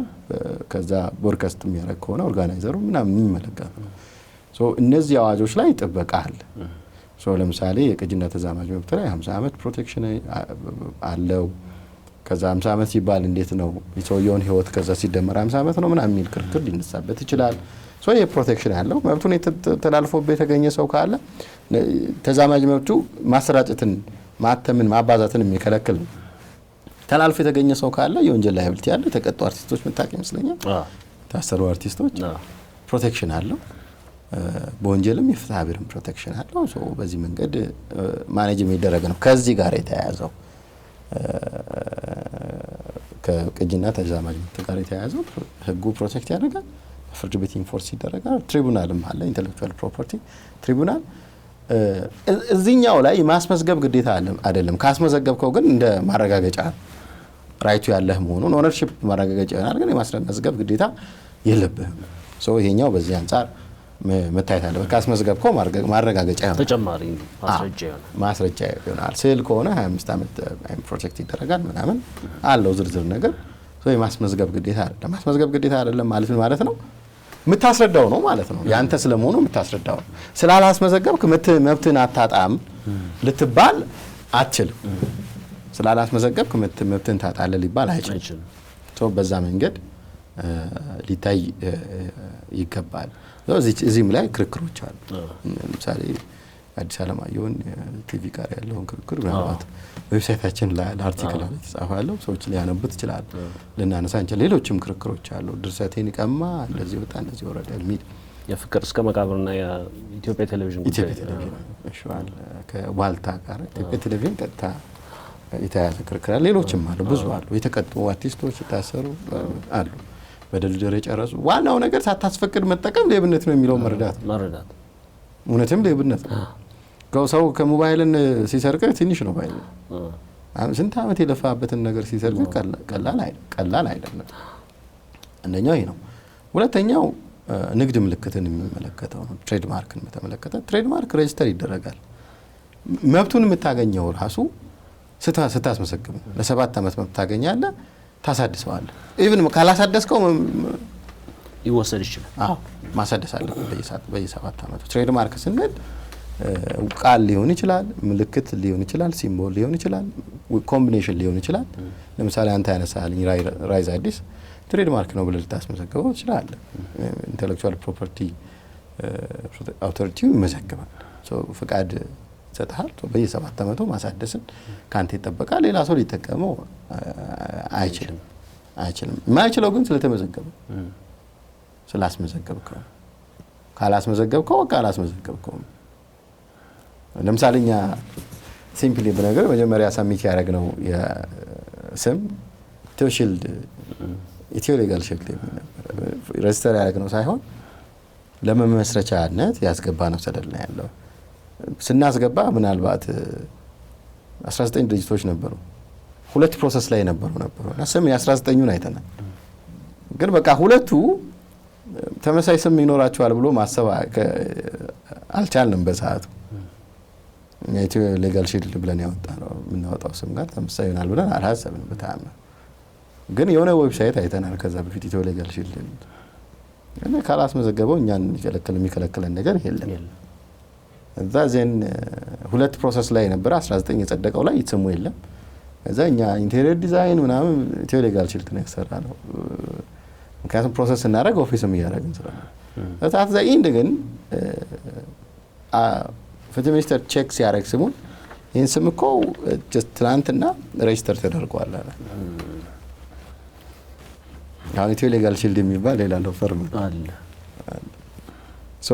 ያ ማስመዝገቧን በቀላሉ ሰው እንዲረዳው ነው ያነሳው። ይሄንን ጥሩ ሲምፕሊ ይረዳዋል። በቃ ካላስመዘገብ ሰው መመስገብ አለበት። የሚመዘግብ ባለስልጣን ነው፣ ፍቃድ ይሰጠዋል። በየ7 ዓመቱ መታደስ አለበት። በተመሳሳይ ይሄኛው መብትን ተላልፎ ከተገኘ ፍትሐ ብሔርም የወንጀልም ተጠያቂነት አለው። በፍርድ ቤት ኢንፎርስ ይደረጋል። ትሪቡናል አለ፣ በዛ ይታያል። ይሄኛው እሱ ነው። ከዛ ቀጥሎ ከኢኖቬሽን ጋር ኢኖቬሽን ኤንድ ማይነር ኢኖቬሽን ጋራ የተያያዙ ስራዎችን ኢኖቬሽን አዲስ ሀሳብ ሁለተኛው ደግሞ ትንሽ የማሻሻል ማይነር ኢኖቬሽን ሲሆን ሞዳሊቲው ይለያያል ዩቲሊቲ ሞዴል እሱ ቴክኒካል ነገር ነው ልተው ሞዳሊቲው ይለያያል ይመዘገባል እዚህ ላይ የሚመዘገበው ኢኖቬሽን እና ኢንዱስትሪያል ዲዛይን ሶ ሁለቱም ፕሮቴክሽን አለ የ20 ዓመት ፕሮቴክሽን የ5 ዓመት የሚታደስ ይያለ የሚያስቀምጥ ፕሮቴክሽን መጠን አለ ሄደህ አስመዝግበ ማግኘት አለበት መቻል አለበት ሶ ሪኒዋል ካለው በየጊዜው ሪኒው መደረግ 20 ዓመት ለፓተንት ለዛኛው 15 ዓመት የተቀመጣል ከዛ በዛ መንገድ መሄድ አለበት ሶ ስትሄድ ፓተንት ሰርቲፊኬት ሰጥቷል አይሰጠው የሚለውን ቼክ ያደርጋል በአውቶሪቲው ራሱ ማለት ነው ግን አትሊስት አዲስ ሀሳብ ወይንም ደግሞ የሆነ ነገር ሊፈታ የሚችል የተወሰነ ማሻሻያ የተደረገበት ሊሆን ይችላል የሆነ ነገር የምታመርትበት ኢንዱስትሪያል ዲዛይን ሊሆን ይችላል ፕሮቴክሽን አመታቸው ይለያያል ሶ ቴክኒካል ነገር ነው እሱን ቢታይ ጥሩ ነው ሶ እሱ ላይም ታስመሰግባለህ ፕሮቴክሽን ከተመዘገበ ፕሮቴክሽን ይኖራል በፍርድ ቤት ይፈጸማል ትሪቡናል አለ በትሪቡናል ይፈጸማል እዚህ በዛ መንገድ የሚታይ ነው ከዛ ውጪ የንግድ ስም ምዝገባ አለ የንግድ ስም ምዝገባ ሐሳቡ ከኮንሱመር ፕሮቴክሽን አሁን የዋልታ ላይ አንድ ፌመስ የሆነ ኬዝ ነበር ዋልታ ቴሌቪዥን የሆቴሎቹ ክርክር ክራውን ሆቴል አለ ፕሪንስ ሆቴል አለ አንድ ሌላ ሆቴል ደግሞ ክራውን ኤንድ ፕሪንስ ሆቴል የሚመጣው ይሄ ኮንሱመር ፕሮቴክሽን ክርክር ነው አሳሳች መሆን የለበትም ማንን ኮንሱመር ይሄን ማን ያረጋግጣል ሲመዘገብ ራሱ ነው ሊሆን ቼክ ያረጋል ቼክ ሲያረጋው በኤሪያ ላይ ያረጋው ይችላል ገብቷል ሰርቪስ መስጠት ለምሳሌ ሀገሬ ቲቪ ከሆነ ሀገሬ ጫማ በየባህታ ምንም ችግር የለም አሳሳች ነው አይ የተለያየ እንትኑ ጉዳይ የሚታይበት እንትን ይለያያል ስለዚህ ስታርታፖች አዲስ ሀሳብ ካላቸው ኢኖቬቲቭ የሆነ ነገር ካላቸው ማርካቸው ትሬድ ማርካቸው ሎጓቸው የተለየ ነው ካሉ እነዚህን ህጎች ተጠቅመው ማስመዝገብ አለባቸው ፕሮቴክሽኑን ያገኛሉ ከዛ ውጪ ግን ዝም ብሎ አሁን ለምሳሌ የራይድ እና የዛይራይድን ክርክር እናስታውሰው አይደለ በኋላ የፍርድ ቤት ነው ውሳኔ ሰጠበት ሰው ቀድመህ ሜጀር ቀድመህ ጥንቃቄ ማድረግ ካላስፈላጊ ክርክርም ይጠብቃል እዚች ላይ እየጨረስን ነውና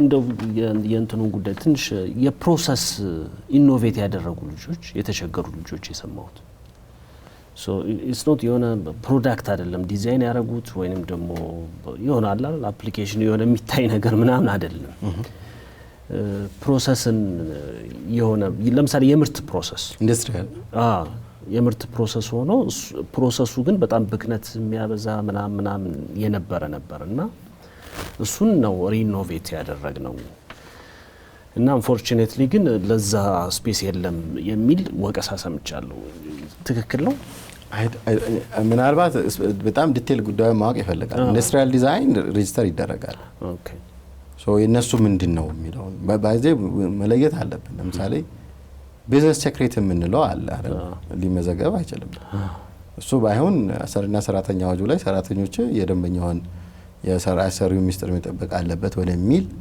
ነው የሚመጣው ያብታል ካስመዘገብከው ሚስጥርነቱ ያልቃል ነው ኤግዛክትሊ ለምሳሌ በጣም ዌል ናውን የሆነው የኮካ ኮላ ኮምፖዚሽን ነው አይደል ውህዱ ሰው ሄደ ብታስመዘግበው ከእጅ ወጣ ሰው እንደዚህ አይነት ነገር ፕሮቴክት የምታደርገው በአሰሪና ሰራተኛው ሰራተኞች የምርት ሚስጥር መጠበቅ እንደዚህ ግዴታ አለባቸው በዛ ፕሮሰስ መደረግ አለበት ከዛ ውጪ እያንዳንዱ ኢኖቬሽንም ነው ካልክ አዲስ ኢኖቬሽንም ነው ካልክ ኢትዮጵያ የኢንተርናሽናሉ ኢንተሌክቹዋል ፕሮፐርቲ ኦርጋናይዜሽን ሜምበር ነች ሶ አዲስ ኢኖቬሽንም ከሆነ እዛ ድረስ ሊመዘገብ ይችላል ማይነር ኢኖቬሽንም ከሆነ እዚህ በዩቲሊቲ ሞዴሉ አሉ ይመዘገባል ኢንዱስትሪያል ዲዛይን ከሆነ ኢንዱስትሪያል ዲዛይን ማለት አሁን አንተ ያልከው ነው ኤስ ፕሮሰሱን ከሆነ ስታንዳርድ አለው ሶ ኬዝ ባይ ኬዝ ታይቶ ስታንዳርዱን የሚያሟላ ከሆነ ይመዘግባል ስታንዳርዱን ካላሟላ ግን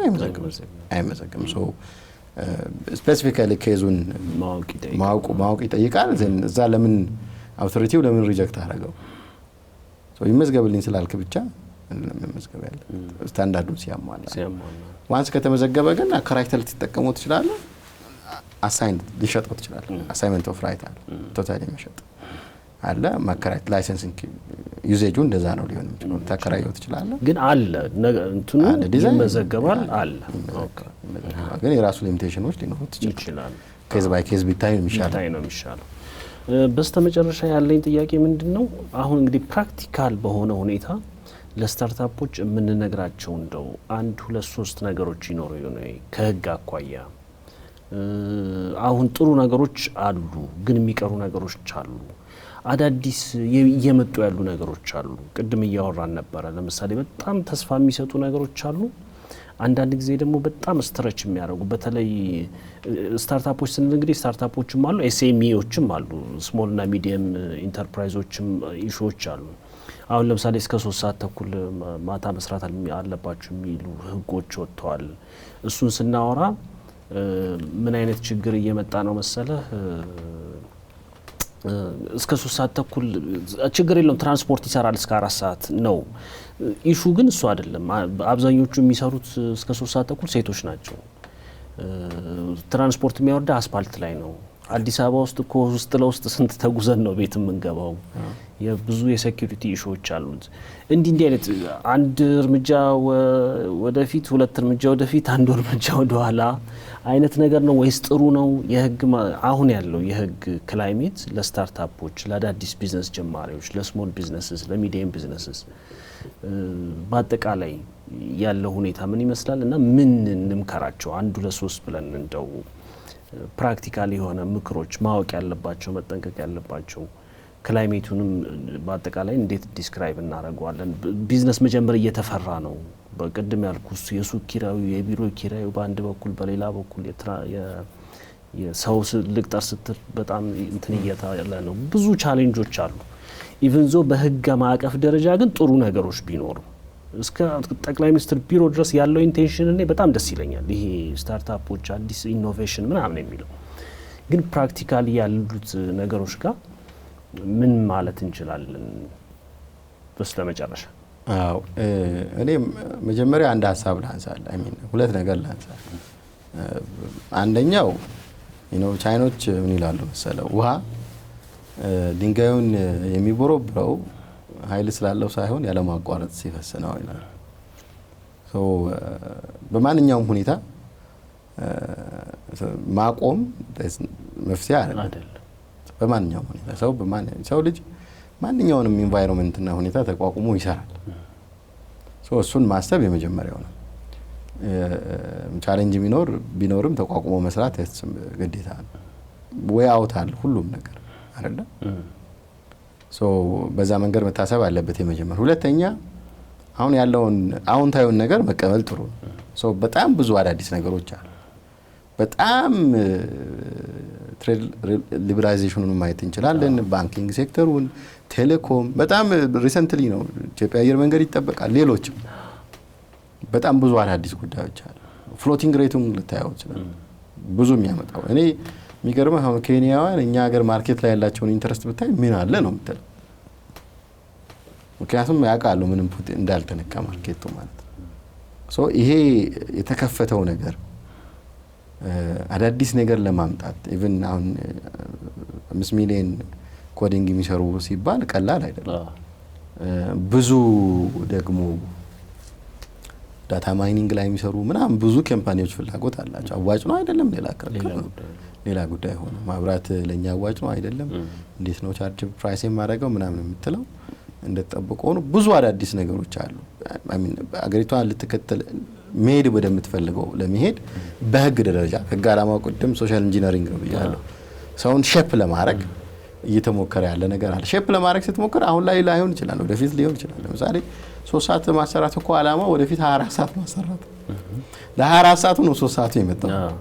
3 ሰዓቱ ሲመጣ ግን ችግር የለውም ማለት አይደለ? እኔ አሁን ሪሰርች ማስተርሴን ሐዋሳ ዩኒቨርሲቲ ነበር ኮመርሻል ሎው ላይ ሰራሁት እና ኢንዱስትሪያል ፓርክ ሰርቻለሁ። ሺፍት አላቸው። ሌላ ሺፍት ሲወጡ ሰርቪስ ያደርሳቸዋል፣ ግን ወደ የጉራንጉሮ ሲገቡ ይደፈራሉ ሴቶች። ይሄ ችግር ሊኖር ይችላል። ግን ከነ ችግሩ 24 ሰዓት መስራት ያለብን ዜጎች ነን እኛ። አሚን የሞላ የተረፈን አይደለም። ምናልባት እንደ አውሮፓዎቹ በሳምንት 3 ቀን እንስራ 4 ቀን እንስራ ምን አይደለም። 24 ሰዓቱን ተጠቅመን መስራት አለብን። ህይወታችንን መለወጥ አለብን። መንግስት እንደዚህ አይነት ነገሮችን ለማስለመድ የሚወስዳቸው እርምጃዎች አሁን ላይ ችግር ሊኖርቸው ይችላል፣ ግን ወደፊት እየተስተካከለ ሊመጣ ይችላል። 24 ሰዓት መስራት ስላለብን አሚን ኑሮአችንን እና ኢኮኖሚያችንን የምንደግፈው እንደዛ ስንሰራ ነው። ይሄ መታየት አለበት። ብዙ አይነት ሪፎርሞች አሉ። ይሄ እንደተጠበቀ ሆኖ ደግሞ የፖለቲካል ክራይሱ፣ ሴኩሪቲ ችግሩ መንግስት ሁሉ ጊዜ ለዜጎቹ ፉል ፕሮቴክሽን ሴኩሪቲ ኤንድ ፕሮቴክሽን መስጠት ግዴታ አለበት። እሱም ችግር አለ። እሱንም መረዳት ያስፈልገናል። አክኖሎጂ ማድረግ የአካባቢው ግጭት አለ። አሚን ከተወሰኑ ዓመታት በፊት እኮ ወጥቶ መግባት ጉዳይ አልነበረም። ማለኛ ሀገር ከዚህ ከሆነ ጊዜ በፊት ችግር አልነበረም። ከሆነ ጊዜ በኋላ ችግር ሆኗል። አሁንም ችግሩ አለ።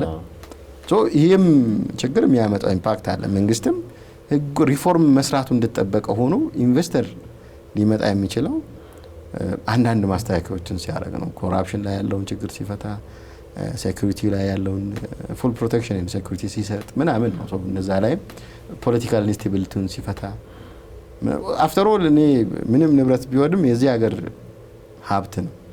እዚሁ ኢኮኖሚ ላይ ያለ ጂዲፒ ውስጥ ያለ ገንዘብ ነው። ስለዚህ እሱን ለመቀነስ መንግስትም ቢሆን የራሱን ትጋት ሜዥር የጥንቃቄ እርምጃ መውሰድ አለበት። 3 ሰዓት ማሰራት ብቻ 3 ሰዓት ስሩ ማለት ብቻውን በቂ አይደለም። ሰው ወጥቶ 3 ሰዓት ድረስ አምሽቶ ሊገባ እንዲችል የሚያስችል አለ። 2 ሰዓት ላይ ስትሄድ እኮ ማጅራትን ትመታለህ። ብዙ የታነቁ ሀንግ የተደረጉ ጓደኞች አሉ። 3 ሰዓት ላይ 2 ሰዓት ላይ 3 ሰዓት 1 ሰዓት ላይ ስልክን እኮ እንደዚህ በእጅ ይዘህ መሄድ አትችልም። በዚህ ሰዓት በሞተር ነው የሚቀመጥ። ተቀምጠን እናውቃለን አይደለ? የሴኩሪቲ ጉዳይ መፍታት አለበት። ግን ደግሞ አይደለም 3 ሰዓት 24 ሰዓት መሰራት አለበት። እሱን ነው ማነሳው። ማስታረቅ አለበት። ሁለተኛ ላይ ማነሳው ነው። ሶስተኛ ላይ ማነሳው ስታርታፕ ላይ ያለም ሰው ብቻ ሳይሆን ማንኛውም ሰው ዜጋ ኦፖርቹኒቲውን ሰርች ማድረግ አለበት። አዳዲስ ህጎች፣ አዳዲስ ነገሮች እየወጡ ነው በየጊዜው። እነዛ አዳዲስ ነገሮች ምንድነው የሚጠቅሙት? አሁን ከዓመት በፊት ቲክቶክ ላይ ወር ሶሻል ሚዲያ ላይ ገንዘብ ማግኘት እኛ ጋር አልተለመደም። አሁን ትልቅ ቢዝነስ ነው አይደለም? ትልቅ ቢዝነስ ነው። ይሄንን ቢዝነስ የተጠቀመ ሰው ኦፖርቹኒቲውን ሰርች ያደርግ የነበረ ሰው ነው አይደል? ቲክቶክ መጀመሪያ ሲጠቀም የነበረ ሰው ነው። ቴክኖሎጂውንም በመልመድ አዳዲስ ህጎችንም በመልመድ ኦልዌይስ አክቲቭ መሆን ያስፈልጋል። እኛ ባይዘ መዘንጋት የለብን። ከተወሰነ ጊዜ በኋላ አፍሪካን ትሬድ ፍሪ ትሬድ ፕራክቲስ መሆን ይጀምራል። ገበያህን አትቆጣጠረውም እኮ ነው ጊዜ ነው። ስቴጅ አለው ዴቨሎፕመንት ማለት ኢንፎርስ የሚያደርግበት ስቴጅ አለ። ግን ፉሊ 5 ዓመቱ አፕግሬድ እያደረገ ነው የሚሄደው፣ እያደገ ነው የሚሄደው። ፉሊ ሌሎች ሀገራት ላይ ያሉ ሰዎች ሊቆጣጠሩት ይችላል። መንግስትም ንቁ መሆን አለ። ለምሳሌ እኛ ቤትኪንግን አሁን ቤትኪንግ ለማስቆም ጥረት አድርጓል። መጀመሪያ ለምን ሀፕን አደረገ? መጀመሪያ ለምን ሬጉሌት አደረገ? ቢራሊተሪ ዝም ብሎ ነበረ ፍቃድ ሲሰጥ የነበረው አይደለ? በአግባቡ ሬጉሌት ቢያደርገው እኮ አስቦበት ከፈቀደም ቢፈቅድ ቢከለክልም ቢከለክል ሲፈቅድ በአግባቡ እንኳን መሰብሰብ ያለበትን ግብር መሰብሰብ ይችል አይደለ? በጣም ብዙ ብር ነው ሰርኩሌት ያደረገ ነበር አይደለ? አሁን ከባድ ሜጀር ተወስዶበታል አይደለ?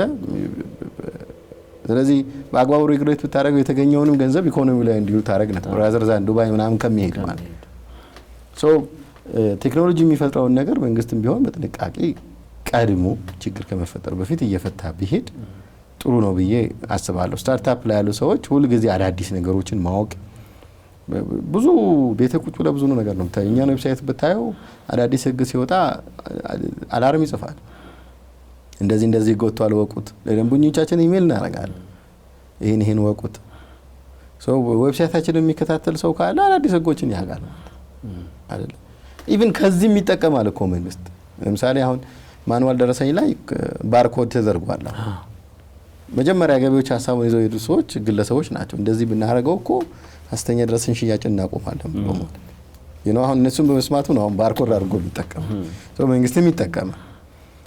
ስታርታፕ ላይ ያሉ ሰዎች ግን ሁሉ ጊዜ አዳዲስ ነገሮችን ማወቅ፣ መመርመር፣ መረጃ የሚያገኙበትን ቋት ዝም ብሎ ከመዝናናት ማለት ዩቲዩብ እያየ ወር ቲክቶክ እያየ መዝናናት እዛ ላይ ስራቸውን የሚሰሩ ሰዎች አሉ። ኦፍ ኮርስ ግን ብዙሃኑ ዝም ብሎ ሲያይ የሚሆን እንደዛ ከሚሆን ምን ላይ ነው ያለ ነው ምን አዳዲስ ነገር አለ የሚለውን ማወቅ ይፈልጋል። ይሄን ነው ቀጥሎ የምነግረው ማንሳው ነገር መጨረሻ ያለውን ህግ ማወቅ ኢምፖርታንት። ህግና አለማወቅ ይቅርታ አያሰጥም አይደለ? በህይወት ላይ ትልቅ አሉታዊ ተጽዕኖ የሚያመጡ ህጎች አሉ ሳታውቃቸው የምትገባባቸው። አሁን ወጣቶች ብታይ በዩኒቨርሲቲው ቢትኮይን ምናምን እያሉ እንትን ይላሉ። እሺ ኢሌጋል ብሔራዊ ባንክ ህገወጥ ነው፣ እኔ ሀገር ውስጥ መገበያያ ገንዘቤ ብር ነው ብሎ በደብዳቤ ያሳውቋል። ሰርኩላር በትኗል፣ ህግም አለ። ከዛ ውጭ ቢትኮይን እንሰራለን ይበሉ እንጂ ክሪሚናል ገንዘብ መኒ ላውንደሪንግ የሚሰራበት መሆኑንም አያውቁም። ቢዝነስ መስራት ይፈልጋሉ፣ ግን ምን አይነት ቢዝነስ ሌጋል መሆኑንም ቼክ ማድረግ ያስፈልጋል። አሁን ይሄ መኒ ላውንደሪንግ ቢትኮይን ጋር ተያይዞ ሰዎች የሚጭበረበሩት ምናምን ነገር ብታይ ዩኒቨርሲቲዎች አካባቢ ነው ልጆቹ ያሉት። መታወቂያን ሰዎች ይመጣሉ ያናግሩሃል፣ የሆነ ሐሰተኛ መታወቂያ ያትሙልሃል፣ ይሰጡሃል። በዛ ሐሰተኛ መታወቂያ ገንዘብ ባንክ ምናምን ይከፈታል። ከሰው ሞባይል ቀማሉ፣ ከንግድ ባንኩ አካውንት ምናምን ዘርፈው እዛ አካውንት ፌክ አካውንት ላይ ይገባሉ። ስለዚህ ሰው ስታርታፕ ቢዝነስ መስራት የሚፈልገው ሰው ምን አይነት ነው ስራው? ህጋዊ ነው አይደለም? ገንዘብ እኮ በቀላሉ የሚገኝበትን መንገድ ማንም አይጣልም። ኮንሲኩዌንሱ ነው የህግ ውጤቱ አይደለ? የህግ ውጤቱ መታየት አለበት። ሰው ምንድነው የምሰራው ህጋዊ ነው አይደለም ሚለው ማረጋገጥ ያስፈልጋል። ባለሙያ መጠየቅም ቀላል ነገር መቼ የሆነ ጠበቃ ጋር ሄደህ ብትጠይቅ ሙያ ይነግርሃል። መቼም ከምትታሰር ለጠበቃ ታስረህ ከምትከፍል ለውቀቱ ዩኒቨርሲቲ ትምህርት ይስተዋጎላል እኮ ዩኒቨርሲቲ ነው ይስተዋጎላል። ብዙ ልጆች አሉ ይስተዋጎላል። በጓደኝነት በምናምን አንጠቀማቸውም። ይገርማል።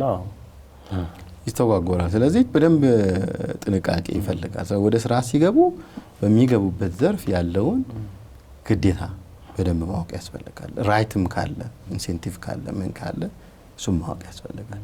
እኛ ብዙ ህዋኑ ሰው ማሰብ አይወድም፣ ዝም ብሎ ነው የሚኖረው። እነዚህ መንግስት በሚፈቅዳቸው ማበረታቻዎች ምናምን የሚጠቀሙት ጥቂቶች ናቸው። ለእኛም እኮ ነው አይደል? ለእኛም ነው ህጉ የወጣው ዜጋ እስከሆንን ድረስ ለውጭ ዜጎችም ለእኛም ጭምር ነው የወጣውና እግር በእግር እየተከታተሉ አዳዲስ ነገሮችን ማወቅ፣ የሚሰሩትን ስራ ያለበትን ሁኔታ ማወቅ፣ የሀገሪቱን አጠቃላይ ሁኔታ መከታተል ግሎባልም ነው አሁን አይደለ? አይታል አሁን ቲክቶክ አሜሪካ ነገር ውስጥ ሊዘጋ አይደለ? ኢፌክት አለው ሲዘጋ እኮ ዝም ብሎ አሜሪካን ጉግል ፕሌይ ስቶር ላይ ከተዘጋ እዚህም ኢፌክት አለው። ኦፍ ኮርስ እሱ ነው። ይሄ ለሁሉም የሚሰራ ነው። ቴክኖሎጂውን ማወቅም ጥሩ ነው። ዛሬ የምንሰራው ስራ ነገ በኤአይ ሊተካ እንደማይችል እኛ አሁን ያለንበት ስራ አይነት ኮምፎርታብል ላያረግ የሚችል መሆኑን ቼክ ማድረግ ያስፈልጋል። አሁን ሾፌር መሆን ምናልባት በሮቦት የሚተካ የሆነ ነው። ስለዚህ ለመኖር ራሱ ማወቅ ግዴታ ነው። ምናልባት የዛሬ 10 ዓመት ይሄ ኢሹ ላይሆን ይሄ ጉዳይ ትልቅ ኢሹ ላይሆን ይችላል። አሁን ግን ሆኗል። በአይ ብዙ ስራ እየተተካ ስለዚህ መተካት ሁለት ኢፌክት አለው። አንደኛ ስራ ጫና ይቀንሳል፣ ሁለተኛ ግን ሰራተኛ ይቀንሳል። ቤት ያስቀምጣል። ቤቴ ልቀመጥ እችላለሁ ወይ በዚህ ምክንያት ብለህ መጠየቅ አለ።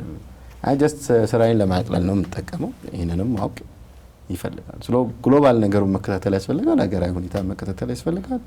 አዳዲስ ህጎችን ማወቅ ይፈልጋል። ምንም ከማድረግ በፊት ብታማከር ጥሩ ነው። ኢትዮጵያዊ አበሻ ማማከር አይወድም፣ እውቀትም አይመስለውም ነው ሊከፈልበት የሚገባም እንደሆነ አያውቅም። ግን ነው ከፈለም አልከፈለም አትሊስት ቼክ ያድርግ። ይሄን ነው ማለት እንፈልገው። ከተማ በጣም ነው የምናመሰግነው። በጣም ጠቃሚ ነው ነገሩ። የሚያልቅ አይደለም በነገራችን ላይ እንደው ዝም ብለን እንደ መጀመሪያ ኤፒሶድ ማለት የህግ ጉዳዮች ላይ ጠቃሚ መሆናቸውን እንደማመናችን እና በዚህ ጉዳይ እንዳደረግነው የመጀመሪያ ኤፒሶድ እንደ ዋና ፒላር የሚባሉ ነገሮችን እዚህ ምዛም እንነካካ ብለን ነው እንጂ በጣም ብዙ ኢሹዎች ነው ያሉት። ኬስ ባይ ኬስ እንግባባቸው ብንል እኛ እዚህ መድረክ ላይ እየመጡ የሚነግሩን በጣም ብዙ ጉዳዮች አሉ።